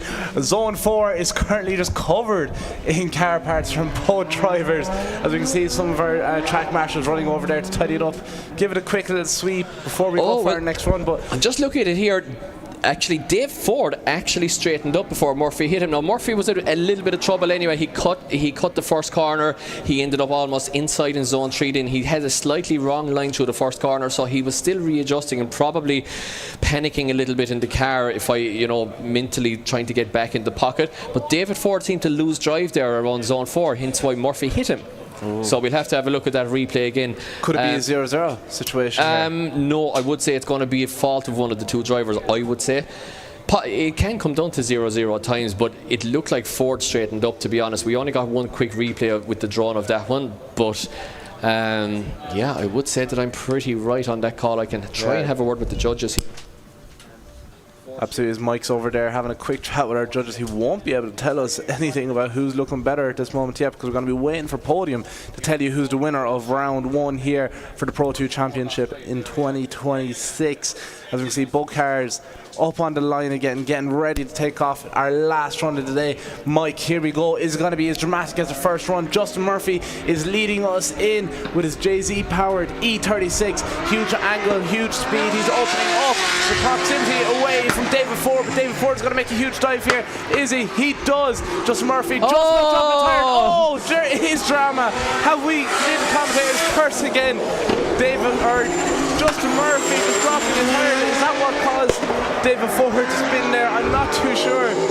I'm lost for words. Our first final of the year, and it's just full of drama. David Ford is going to be clasping his head in his hands, his helmet in his hands in the car, because he knows how close he was to this. Now let's see if there's anything strange from Murphy. No, there was too much of a gap anyway, to be honest. I think David Ford just overcooked it. And maybe sometimes man and machine, they just come to a point, you're exhausted. He might have been working on that car late nights all week, concentration levels on the hot day. These things are 40 degrees inside them as well, by the way. They get so hot with especially the heat. On a hot day like this. A hot day like this. A normal car, if you can imagine a car without aircon and a car that you can't roll the windows down and gets crazy. Never mind a V8 turbo up the front making huge heat and the gearbox getting so hot and bleeding heat up through the chassis into the car. So maybe it was just a lack of concentration in the end from Ford. I don't know. But I did have a word with the judges there, and it looked like as well that Dave Ford lost drive on the first lap as well. So we will give the results on the podium, but I think we can guess which way it's going, but let's see. Mike, the confused puppies are back out. The three lads are over there staring at the screens, watching these replays. They are actually watching the replays, them, yeah. So maybe there's something that you're missing and that I'm not seeing. We can see all the crowds leaving from the banks now, getting ready to get up close and personal for the podium. But will a decision be made, or are we going to see it one more time? I don't know. Maybe we will. Once again, guys, we are opening the track there in a couple of seconds, so if you want to make your way down to the podium, please feel free to do so, and we'll be doing celebrations there in a couple of minutes time with the results for all three classes. And judges just having one quick look at this second run as well. So they are watching it now. No, Adam, this isn't over yet, because they are actually watching it here, and Tom Murphy's pointing out something here, and they're actually deep in discussion. So this isn't over yet. We're looking at it quite simplistically, but I can confirm as well, Mike, I can see the screen. It's not a Chinese takeaway order they're looking at and pointing at that. It's the last run. It's definitely the last run that they're watching, yeah. So once again, guys, we were just going to hold tough for a second before announcing that we're going to the podium in case they decided one more time or anything. But I mean, where I'm standing, it looks like a relatively easy one, but I'm not sure they're discussing something a little bit deeper than what we are. I think so, Mike, yeah. It looks like that Ford kind of made his own mistake, because he was a little bit too far back to have been affected by Murphy. Well, I can say, Mike, I can see the guys taking off their headsets, so I would presume that means we have a decision. Yes, we have a decision. Our winner of round one here of the Irish Drift Series 2026. I'm not going to announce that to you now, though. You're going to have to be here and watching the podium. I genuinely don't even know it.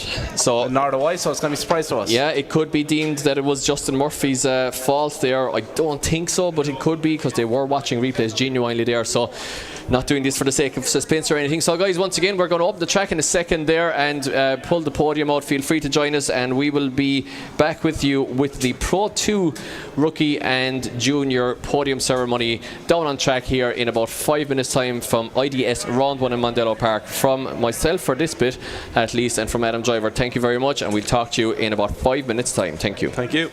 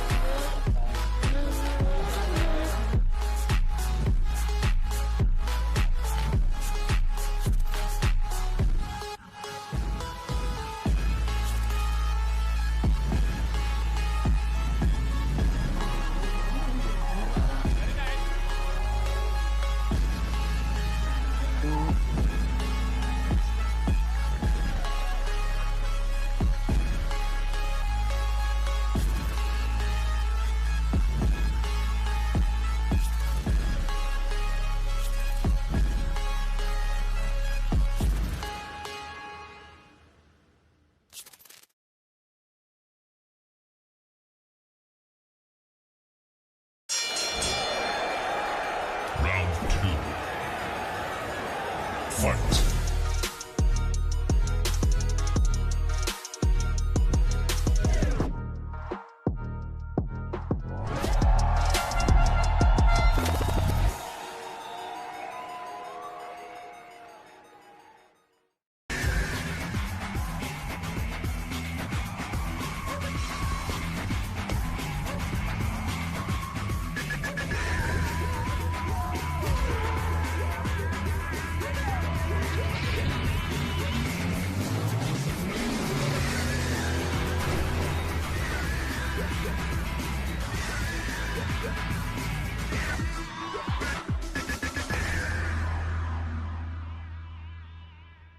Det viktigste med drifting, det er dekka. Det er eneste vi har som binder bilen til asfalten. Og akkurat som i all annen racing, så er dekka det som avgjør en seier eller en fiasko. Så da vi gikk til Kenda i år, så var det etter flere år med undersøkelser, med tester, med en vurdering av ikke bare hvor Kenda var da, hvor de er på vei. Det har spilt seg ut ganske bra, kan du si, hittil i sesongen.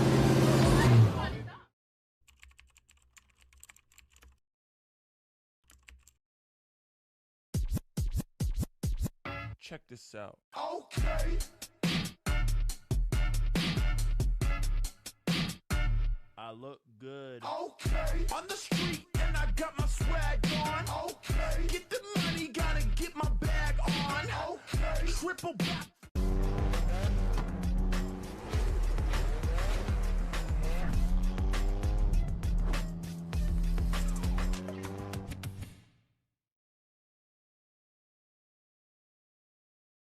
King of legacy, too ruthless, too transcend.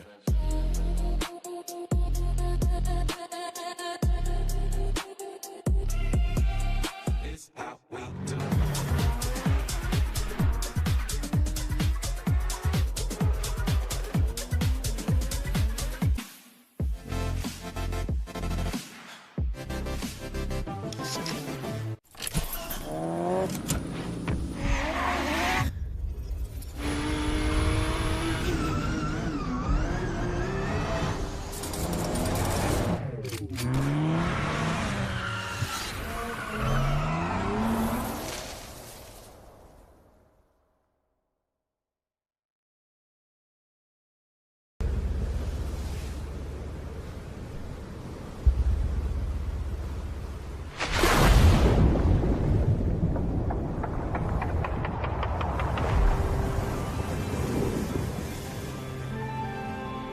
Diving to me is like a sense of freedom.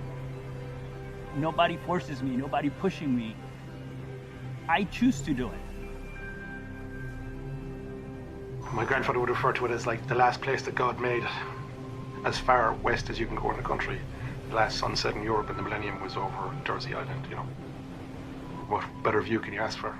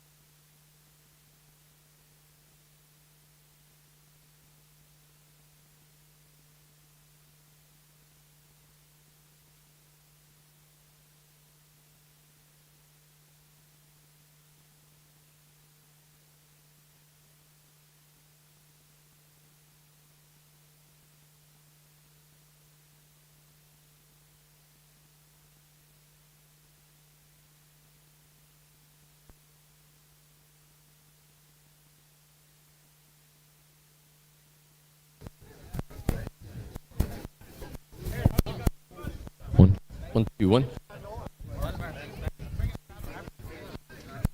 1.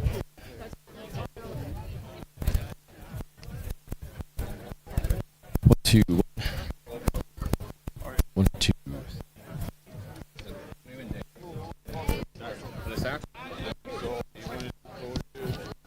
Yeah. Junior first.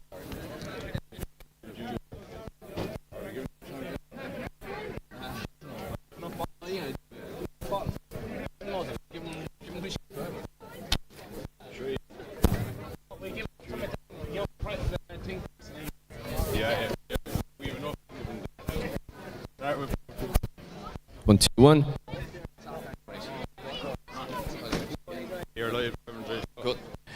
Right, guys, thank you very much once again for being with us here in Mondello Park for IDS Round 1, 2026 Pro 2, including Pro 2 Rookie and Pro 2 Junior. Fantastic day for drifting, a fantastic kickoff to the championship. So I can announce our podium results, guys, if you're all ready and ready with the applause and ready to run for the champagne.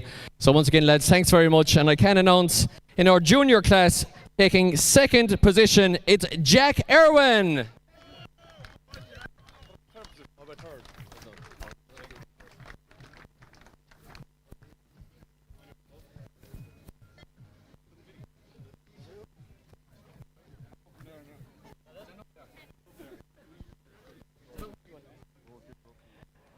And in first position, guys, you probably heard this name over the commentary earlier on. He didn't quite make it to the Pro 2 final, but he did win the Junior Championship today. It is Jack Mulvill.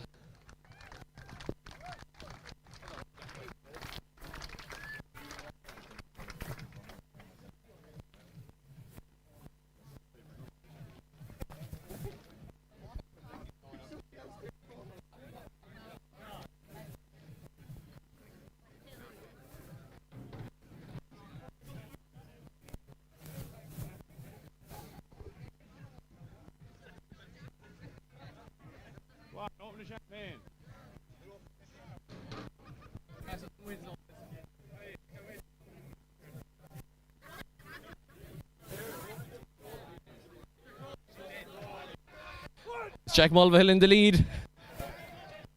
Jack Irwin is coming back here though. Jack Irwin is trying to get the cork off. Looks like Jack Irwin is going to beat him.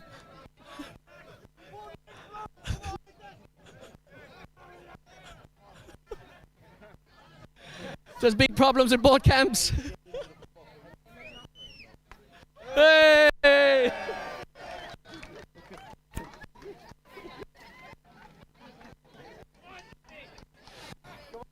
Irwin is keeping his champagne for the next podium, he said.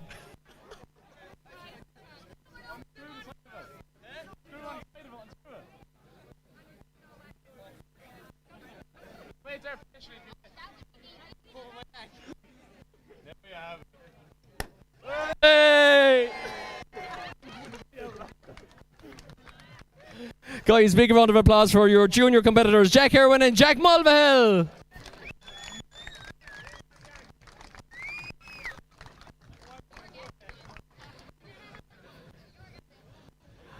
Definitely not the last we're going to be seeing of either of those drivers in the future. Right, guys, so that is the juniors, which is 13 to 16 years of age. Fair play, always wants to watch for the future. Mad to think that Jack Mulvill was in the mix for the podium today at that age, but that's how we do it in IDS. So we're going to move on, guys, to the Rookie Championship here at Round 1 2026. The Rookie Championship, of course, is first-time competitors or competitors who have not qualified for a twin battle previously. And in third position in the Rookie Championship, which is, of course, also based on qualifying points, it is the one and only, all the way up from Athy, it is Kieran Dwyer.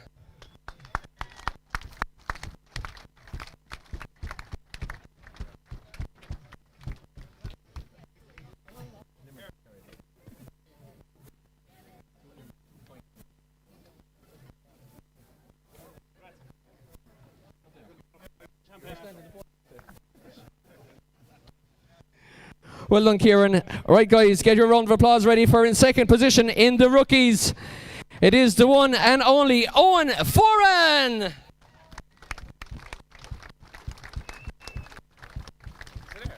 Yeah, he stayed around.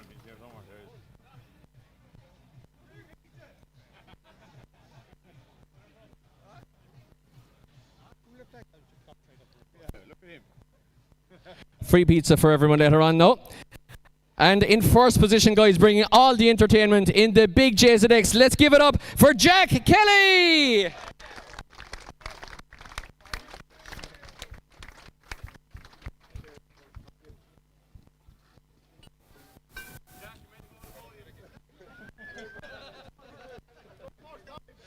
There's big problems with Sandy on the podium this round for some reason.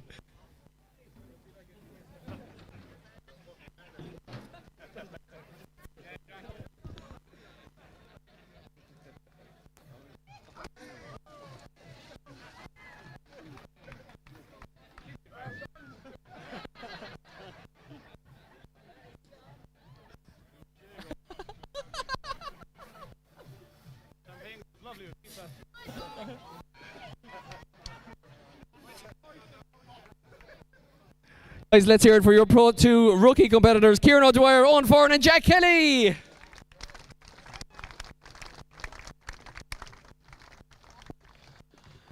So remember, guys, we're going to do it all over again tomorrow in Pro competition, and these 4 following drivers will be here with us in Pro competition. They'll be looking for semi-slick tyres tonight, and they'll be with the big boys in Japfest tomorrow.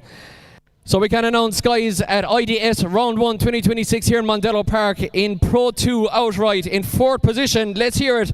In the Sylvia, it's Glenn McKillan.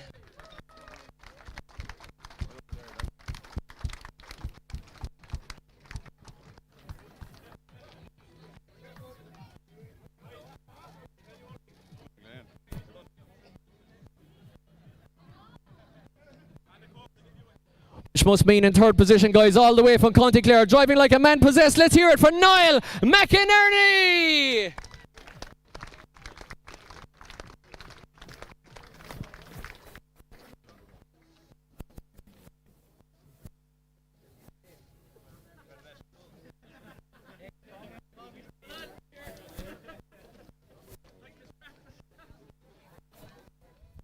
Well, lads, lastly, these last 2 fellas battled from the left and right side of the bracket.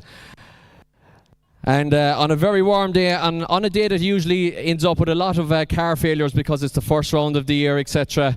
We didn't actually see that today, thankfully. So very, very good going to get this far, guys, and a great, great run from both drivers. But I can announce that in 2nd position at IDS Pro 2 2026 Round 1, all the way from Galway, it's David Ford!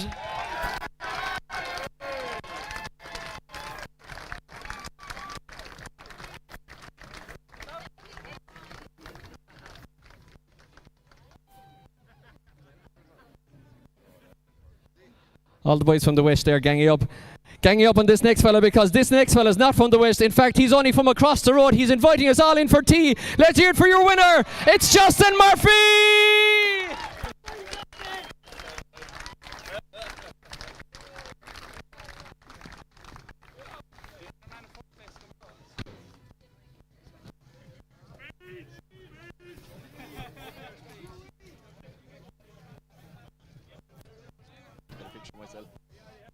Thanks.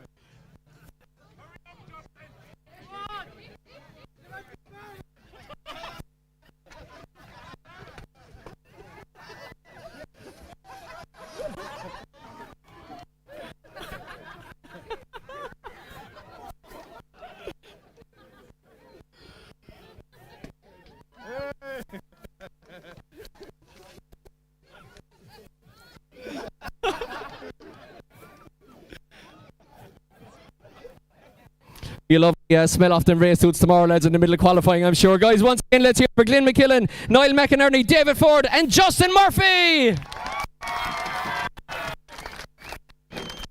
So guys, we'll see you all, including these 4 legends, back for pro action here tomorrow at Mondello Park. From us all at IDS, thank you all so much for joining us for Saturday night at least. We'll see you tomorrow morning. Thank you. Over and out.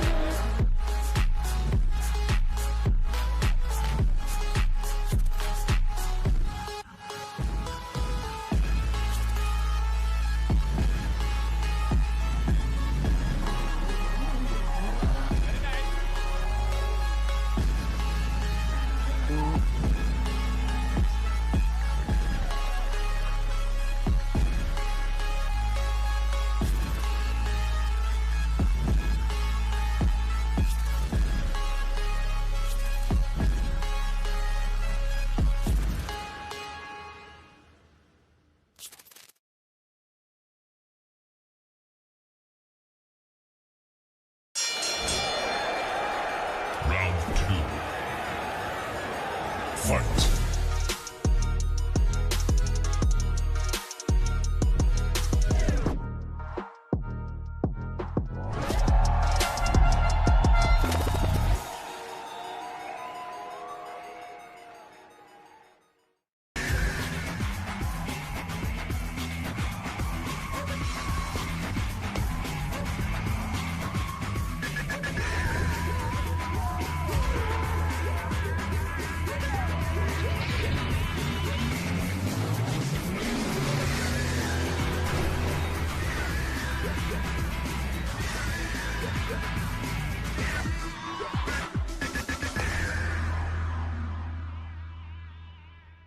Det viktigste med drifting, det er dekka. Det er eneste vi har som binder bilen til asfalten. Og akkurat som i all annen racing, så er dekka det som avgjør en seier eller en fiasko. Så da vi gikk til Kildare i år, så var det etter flere år med undersøkelser, med tester, med en vurdering av ikke bare hvor Kildare var da, men hvor de er på vei. Det har spilt seg ut ganske bra, kan du si, hittil i sesongen.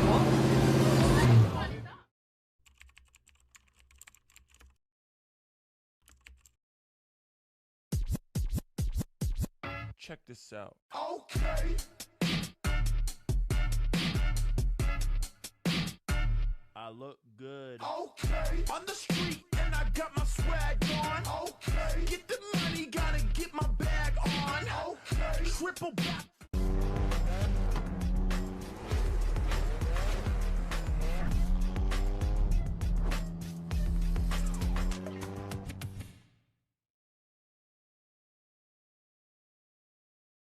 King of legacy, too ruthless, too transcend.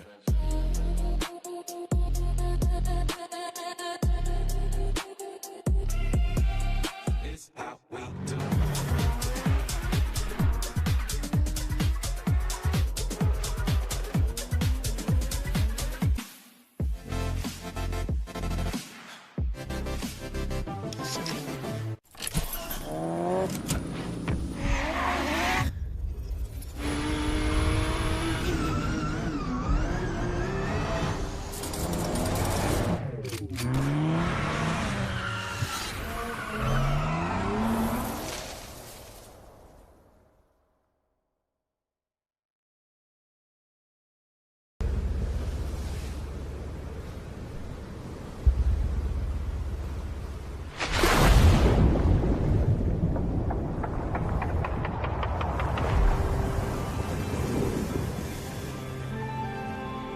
Diving to me is like a sense of freedom. Nobody forces me, nobody pushing me. I choose to do it. My grandfather would refer to it as like the last place that God made, as far west as you can go in the country. The last sunset in Europe in the millennium was over Dursey Island, you know. What better view can you ask for?